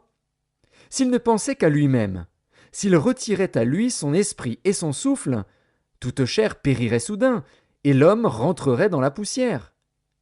Si tu as de l'intelligence, écoute ceci, prête l'oreille au son de mes paroles. Un ennemi de la justice régnerait-il? Et condamneras-tu le juste, le puissant, qui proclame la méchanceté des rois et l'iniquité des princes, qui n'a point égard à l'apparence des grands et ne distingue pas le riche du pauvre, parce que tous sont l'ouvrage de ses mains? En un instant, ils perdent la vie. Au milieu de la nuit, un peuple chancelle et périt. Le puissant disparaît, sans la main d'aucun homme. Car Dieu voit la conduite de tous. Il a les regards sur les pas de chacun. Il n'y a ni ténèbres, ni ombre de la mort, où puissent se cacher ceux qui commettent l'iniquité. Dieu n'a pas besoin d'observer longtemps, pour qu'un homme entre en jugement avec lui. Il brise les grands sans information, et il met d'autres à leur place. Car il connaît leurs œuvres. Il les renverse de nuit, et ils sont écrasés. Il les frappe comme des impies, à la face de tous les regards. En se détournant de lui, en abandonnant toutes ses voies, ils ont fait monter à Dieu le cri du pauvre. Ils l'ont rendu attentif au cri des malheureux. S'il donne le repos, qui répandra le trouble? S'il cache sa face, qui pourra le voir? Il traite à l'égal soit une nation, soit un homme, afin que l'impie ne domine plus, et qu'il ne soit plus un piège pour le peuple. Car a-t-il jamais dit à Dieu: « J'ai été châtié, je ne pécherai plus. Montre-moi ce que je ne vois pas. Si j'ai commis des injustices, je n'en commettrai plus. » Est-ce d'après toi que Dieu rendra la justice? C'est toi qui rejettes, qui choisis, mais non pas moi. Ce que tu sais, dis-le donc. Les hommes de sens seront de mon avis. Le sage qui m'écoute pensera comme moi. Job parle sans intelligence, et ses discours manquent de raison. Qu'il continue donc à être éprouvé, puisqu'il répond comme font les méchants. Car il ajoute à ses fautes de nouveaux péchés. Il bat des mains au milieu de nous, il multiplie ses paroles contre Dieu. Job, chapitre 35. Élihu reprit et dit: Imagines-tu avoir raison? Penses-tu te justifier devant Dieu quand tu dis: Que me sert-il? Que me revient-il de ne pas pécher? C'est à toi que je vais répondre, et à tes amis en même temps. Considère les cieux et regarde. Vois les nuées, comme elles sont au-dessus de toi. Si tu pèches, quel tort lui causes-tu? Et quand tes péchés se multiplient, que lui fais-tu? Si tu es juste, que lui donnes-tu? Que reçoit-il de ta main? Ta méchanceté ne peut nuire qu'à ton semblable, ta justice n'est utile qu'au Fils de l'homme. On crie contre la multitude des oppresseurs, on se plaint de la violence d'un grand nombre. Mais nul ne dit: Où est Dieu, mon Créateur, qui inspire des chants d'allégresse pendant la nuit, qui nous instruit plus que les bêtes de la terre, et nous donne l'intelligence plus qu'aux oiseaux du ciel? On a beau crier alors, Dieu ne répond pas, à cause de l'orgueil des méchants. C'est en vain que l'on crie. Dieu n'écoute pas. Le Tout-Puissant n'y a point égard. Bien que tu dises que tu ne le vois pas, ta cause est devant lui. Attends-le. Mais, parce que sa colère ne sévit point encore, ce n'est pas à dire qu'il ait peu souci du crime. Ainsi Job ouvre vainement la bouche, il multiplie les paroles sans intelligence. Job, chapitre 36. Élihu continua et dit: Attends un peu, et je vais poursuivre, car j'ai des paroles encore pour la cause de Dieu. Je prendrai mes raisons de haut, et je prouverai la justice de mon Créateur. Sois-en sûr, mes discours ne sont pas des mensonges, mes sentiments devant toi sont sincères. Dieu est puissant, mais il ne rejette personne. Il est puissant par la force de son intelligence. Il ne laisse pas vivre le méchant, et il fait droit aux malheureux. Il ne détourne pas les yeux de dessus les justes. Il les place sur le trône avec les rois. Il les y fait asseoir pour toujours, afin qu'ils soient élevés. Viennent-ils à tomber dans les chaînes? Sont-ils pris dans les liens de l'adversité? Il leur dénonce leurs œuvres, leurs transgressions, leur orgueil. Il les avertit pour leur instruction. Il les exhorte à se détourner de l'iniquité. S'ils écoutent et se soumettent, ils achèvent leurs jours dans le bonheur, leurs années dans la joie. S'ils n'écoutent pas, ils périssent par le glaive, ils expirent dans leur aveuglement. Les impies se livrent à la colère, ils ne crient pas à Dieu quand il les enchaîne.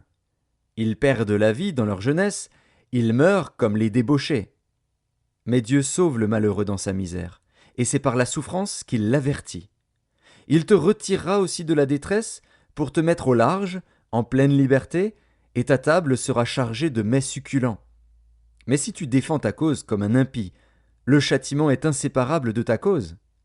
Que l'irritation ne t'entraîne pas à la moquerie, et que la grandeur de la rançon ne te fasse pas dévier. Tes cris suffiraient-ils pour te sortir d'angoisse, et même toutes les forces que tu pourrais déployer? Ne soupire pas après la nuit, qui enlève les peuples de leur place. Garde-toi de te livrer au mal, car la souffrance t'y dispose. Dieu est grand par sa puissance. Qui saurait enseigner comme lui? Qui lui prescrit ses voies? Qui ose dire « Tu fais mal » ? Souviens-toi d'exalter ses œuvres, que célèbrent tous les hommes. Tout homme les contemple, chacun les voit de loin. Dieu est grand, mais sa grandeur nous échappe. Le nombre de ses années est impénétrable. Il attire à lui les gouttes d'eau, il les réduit en vapeur et forme la pluie. Les nuages la laissent couler, ils la répandent sur la foule des hommes. Et qui comprendra le déchirement de la nuée, le fracas de sa tente? Voici, il étend autour de lui sa lumière, et il se cache jusque dans les profondeurs de la mer. Par ses moyens il juge les peuples, et il donne la nourriture avec abondance. Il prend la lumière dans sa main, il la dirige sur ses adversaires. Il s'annonce par un grondement. Les troupeaux pressentent son approche.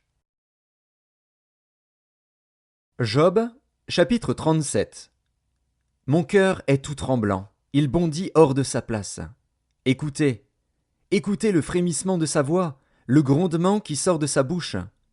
Il le fait rouler dans toute l'étendue des cieux, et son éclair brille jusqu'aux extrémités de la terre. Puis éclate un rugissement. Il tonne de sa voix majestueuse. Il ne retient plus l'éclair, dès que sa voix retentit. Dieu tonne avec sa voix d'une manière merveilleuse. Il fait de grandes choses que nous ne comprenons pas. Il dit à la neige, « Tombe sur la terre ». Il le dit à la pluie, même aux plus fortes pluies. Il met un sceau sur la main de tous les hommes, afin que tous se reconnaissent comme ses créatures. L'animal sauvage se retire dans une caverne et se couche dans sa tanière. L'ouragan vient du midi, et le froid des vents du nord. Par son souffle, Dieu produit la glace. Il réduit l'espace où se répandaient les eaux. Il charge de vapeur les nuages, il les disperse étincelants. Leurs évolutions varient selon ses desseins, pour l'accomplissement de tout ce qu'il leur ordonne sur la face de la terre habitée. C'est comme une verge dont il frappe sa terre, ou comme un signe de son amour, qu'il les fait apparaître. Job, sois attentif à ces choses. Considère encore les merveilles de Dieu. Sais-tu comment Dieu les dirige et fait briller son nuage étincelant? Comprends-tu le balancement des nuées, les merveilles de celui dont la science est parfaite? Sais-tu pourquoi tes vêtements sont chauds quand la terre se repose par le vent du midi? Peux-tu comme lui étendre les cieux, aussi solides qu'un miroir de fonte? Fais-nous connaître ce que nous devons lui dire. Nous sommes trop ignorants pour nous adresser à lui. Lui annoncera-t-on que je parlerai? Mais quel est l'homme qui désire sa perte? On ne peut fixer le soleil qui resplendit dans les cieux lorsqu'un vent passe et en ramène la pureté. Le septentrion le rend éclatant comme l'or. Oh, que la majesté de Dieu est redoutable! Nous ne saurions parvenir jusqu'au Tout-Puissant, grand par la force, par la justice, par le droit souverain. Il ne répond pas. C'est pourquoi les hommes doivent le craindre. Il ne porte les regards sur aucun sage. Job, chapitre 38. L'Éternel répondit à Job du milieu de la tempête et dit : Qui est celui qui obscurcit mes desseins par des discours sans intelligence? Saint terrain comme un vaillant homme, je t'interrogerai et tu m'instruiras. Où étais-tu quand je fondais la terre? Dis-le, si tu as de l'intelligence. Qui en a fixé les dimensions? Le sais-tu? Ou qui a étendu sur elle le cordeau? Sur quoi ces bases sont-elles appuyées? Ou qui en a posé la pierre angulaire? Alors que les étoiles du matin éclataient en chants d'allégresse et que tous les fils de Dieu poussaient des cris de joie? Qui a fermé la mer avec des portes, quand elle s'élança du sein maternel? Quand je fis de la nuée son vêtement et de l'obscurité ses langes? Quand je lui imposai ma loi, et que je lui mis des barrières et des portes? Quand je dis, tu viendras jusqu'ici, tu n'iras pas au-delà, ici s'arrêtera l'orgueil de tes flots? Depuis que tu existes, as-tu commandé au matin? As-tu montré sa place à l'aurore, pour qu'elle saisisse les extrémités de la terre, et que les méchants en soient secoués? Pour que la terre se transforme comme l'argile qui reçoit une empreinte, et qu'elle soit parée comme d'un vêtement? Pour que les méchants soient privés de leur lumière, et que le bras qui se lève soit brisé? As-tu pénétré jusqu'aux sources de la mer? T'es-tu promené dans les profondeurs de l'abîme? Les portes de la mort t'ont-elles été ouvertes? As-tu vu les portes de l'ombre de la mort?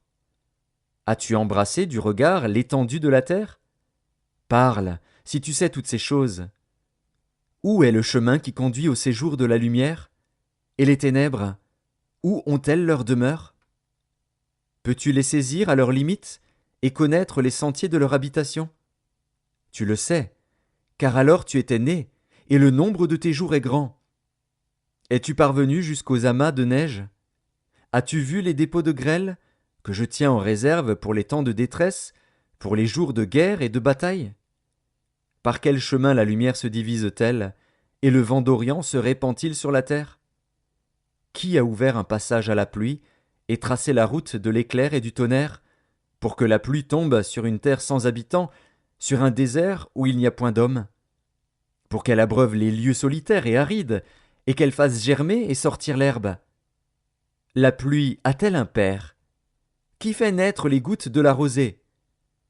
Du sein de qui sort la glace, et qui enfante le frimas du ciel, pour que les eaux se cachent comme une pierre, et que la surface de l'abîme soit enchaînée?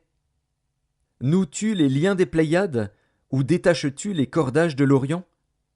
Fais-tu paraître en leur temps les signes du zodiaque, et conduis-tu la grande ours avec ses petits? Connais-tu les lois du ciel? Règles-tu son pouvoir sur la terre? Élèves-tu la voix jusqu'aux nuées, pour appeler à toi des torrents d'eau? Lances-tu les éclairs? Partent-ils? Te disent-ils, nous voici? Qui a mis la sagesse dans le cœur, ou qui a donné l'intelligence à l'esprit?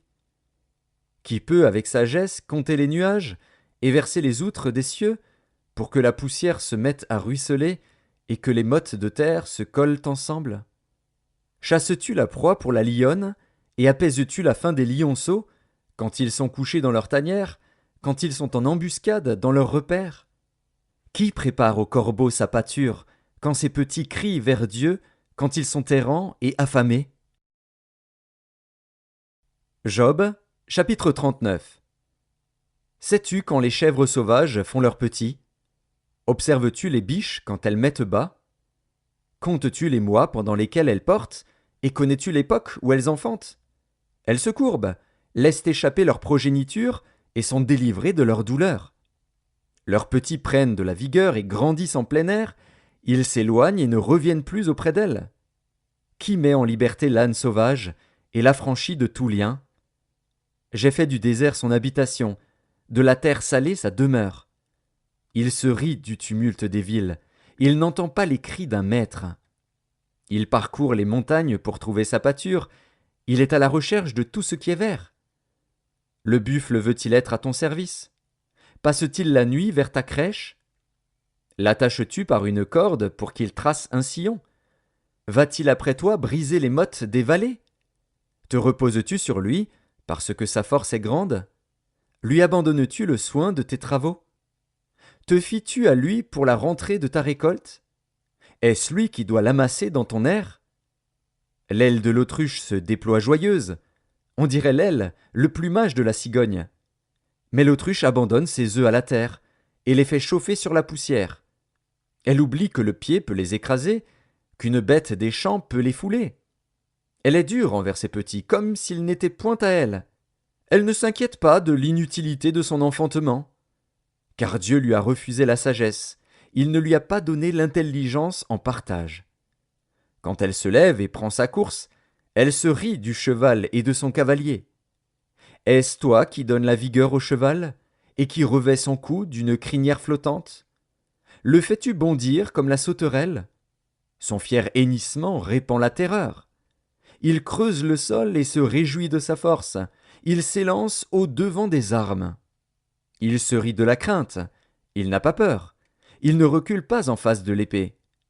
Sur lui retentit le carquois, brille la lance et le javelot. Bouillonnant d'ardeur, il dévore la terre.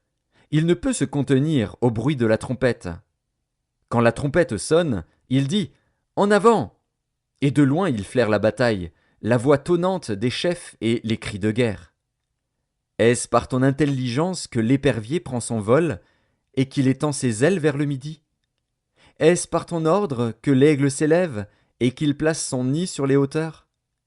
C'est dans les rochers qu'il habite, qu'il a sa demeure, sur la cime des rochers, sur le sommet des monts.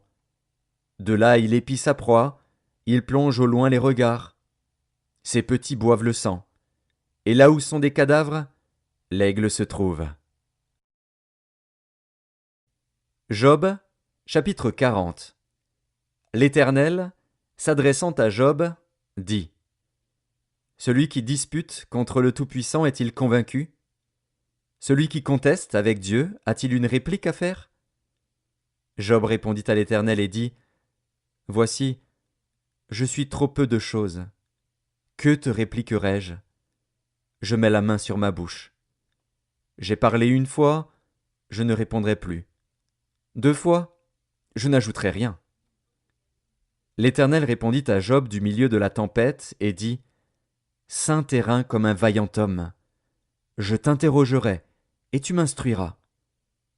Anéantiras-tu jusqu'à ma justice? Me condamneras-tu pour te donner droit?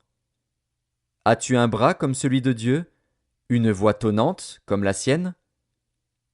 Orne-toi de magnificence et de grandeur, revêt-toi de splendeur et de gloire. Répands les flots de ta colère, et d'un regard abaisse les hautains. D'un regard humilie les hautains, écrase sur place les méchants. Cache-les tous ensemble dans la poussière, enferme leur front dans les ténèbres. Alors je rends hommage à la puissance de ta droite. Voici l'hippopotame, à qui j'ai donné la vie comme à toi. Il mange de l'herbe comme le bœuf. Le voici. Sa force est dans ses reins, et sa vigueur dans les muscles de son ventre. Il plie sa queue aussi ferme qu'un cèdre, les nerfs de ses cuisses sont entrelacés. Ses os sont des tubes d'airain, ses membres sont comme des barres de fer. Il est la première des œuvres de Dieu. Celui qui l'a fait l'a pourvu d'un glaive. Il trouve sa pâture dans les montagnes, où se jouent toutes les bêtes des champs. Il se couche sous les lotus, au milieu des roseaux et des marécages. Les lotus le couvrent de leur ombre, les saules du torrent l'environnent. Que le fleuve vienne à déborder, il ne s'enfuit pas. Que le Jourdain se précipite dans sa gueule, il reste calme. Est-ce à force ouverte qu'on pourra le saisir? Est-ce au moyen de filets qu'on lui percera le nez? Job, chapitre 41. Prendras-tu le crocodile à l'hameçon? Saisiras-tu sa langue avec une corde? Mettras-tu un jonc dans ses narines? Lui perceras-tu la mâchoire avec un crochet? Te pressera-t-il de supplications? Te parlera-t-il d'une voix douce? Fera-t-il une alliance avec toi pour devenir à toujours ton esclave? Joueras-tu avec lui comme avec un oiseau? L'attacheras-tu pour amuser tes jeunes filles? Les pêcheurs en trafiquent-ils? Le partagent-ils entre les marchands? Couvriras-tu sa peau de dard et sa tête de harpon? Dresse ta main contre lui, et tu ne t'aviseras plus de l'attaquer. Voici, on est trompé dans son attente. À son seul aspect, n'est-on pas terrassé? Nul n'est assez hardi pour l'exciter. Qui donc me résisterait en face? De qui suis-je le débiteur? Je le payerai. Sous le ciel, tout m'appartient. Je veux encore parler de ses membres, et de sa force, et de la beauté de sa structure. Qui soulèvera son vêtement? Qui pénétrera entre ses mâchoires? Qui ouvrira les portes de sa gueule? Autour de ses dents habite la terreur. Ses magnifiques et puissants boucliers sont unis ensemble comme par un sceau. Ils se serrent l'un contre l'autre, et l'air ne passerait pas entre eux. Ce sont des frères qui s'embrassent, se saisissent, demeurent inséparables. Ses éternuements font briller la lumière. Ses yeux sont comme les paupières de l'aurore. Des flammes jaillissent de sa bouche, des étincelles de feu s'en échappent. Une fumée sort de ses narines, comme d'un vase qui bout, d'une chaudière ardente. Son souffle allume les charbons, sa gueule lance la flamme. La force a son cou pour demeure, et l'effroi bondit au-devant de lui. Ses parties charnues tiennent ensemble, fondues sur lui, inébranlables. Son cœur est dur comme la pierre, dur comme la meule inférieure. Quand il se lève, les plus vaillants ont peur, et l'épouvante les fait fuir. C'est en vain qu'on l'attaque avec l'épée. La lance, le javelot, la cuirasse ne servent à rien. Il regarde le fer comme de la paille, l'airain comme du bois pourri. La flèche ne le met pas en fuite. Les pierres de la fronde sont pour lui du chaume. Il ne voit dans la massue qu'un brin de paille. Il rit au sifflement des dards. Sous son ventre sont des pointes aiguës. On dirait une herse qui l'étend sur le limon. Il fait bouillir le fond de la mer comme une chaudière. Il l'agite comme un vase rempli de parfums. Il laisse après lui un sentier lumineux. L'abîme prend la chevelure d'un vieillard. Sur la terre, nul n'est son maître. Il a été créé pour ne rien craindre. Il regarde avec dédain tout ce qui est élevé. Il est le roi des plus fiers animaux. Job, chapitre 42. Job répondit à l'Éternel et dit : Je reconnais que tu peux tout, et que rien ne s'oppose à tes pensées. Quel est celui qui a la folie d'obscurcir mes desseins? Oui, j'ai parlé, sans les comprendre, de merveilles qui me dépassent et que je ne conçois pas. Écoute-moi, et je parlerai. Je t'interrogerai, et tu m'instruiras. Mon oreille avait entendu parler de toi. Mais maintenant, mon œil t'a vu. C'est pourquoi je me condamne, et je me repens sur la poussière et sur la cendre. Après que l'Éternel eut adressé ces paroles à Job, il dit à Éliphaz de Théman : Ma colère est enflammée contre toi et contre tes deux amis, parce que vous n'avez pas parlé de moi avec droiture comme l'a fait mon serviteur Job. Prenez maintenant 7 taureaux et 7 béliers, allez auprès de mon serviteur Job, et offrez pour vous un holocauste. Job, mon serviteur, priera pour vous, et c'est par égard pour lui seul que je ne vous traiterai pas selon votre folie, car vous n'avez pas parlé de moi avec droiture, comme l'a fait mon serviteur Job. Éliphaz de Théman, Bildad de Shuar, et Tsophar de Naama allèrent et firent comme l'Éternel leur avait dit. Et l'Éternel eut égard à la prière de Job. L'Éternel rétablit Job dans son premier état, quand Job eut prié pour ses amis, et l'Éternel lui accorda le double de tout ce qu'il avait possédé. Les frères, les sœurs et les anciens amis de Job vinrent tous le visiter, et ils mangèrent avec lui dans sa maison. Ils le plaignirent et le consolèrent de tous les malheurs que l'Éternel avait fait venir sur lui, et chacun lui donna un késita et un anneau d'or. Pendant ces dernières années, Job reçut de l'Éternel plus de bénédictions qu'il n'en avait reçues dans les premières. Il posséda 14 000 brebis, 6 000 chameaux, 1 000 paires de bœufs et 1 000 ânesses. Il eut 7 fils et 3 filles. Il donna à la première le nom de Jémima, à la seconde celui de Ketsia, et à la troisième celui de Kéren Hapuk. Il n'y avait pas dans tout le pays d'aussi belles femmes que les filles de Job. Leur père leur accorda une part d'héritage parmi leurs frères. Job vécut après cela 140 ans, et il vit ses fils et les fils de ses fils jusqu'à la 4e génération.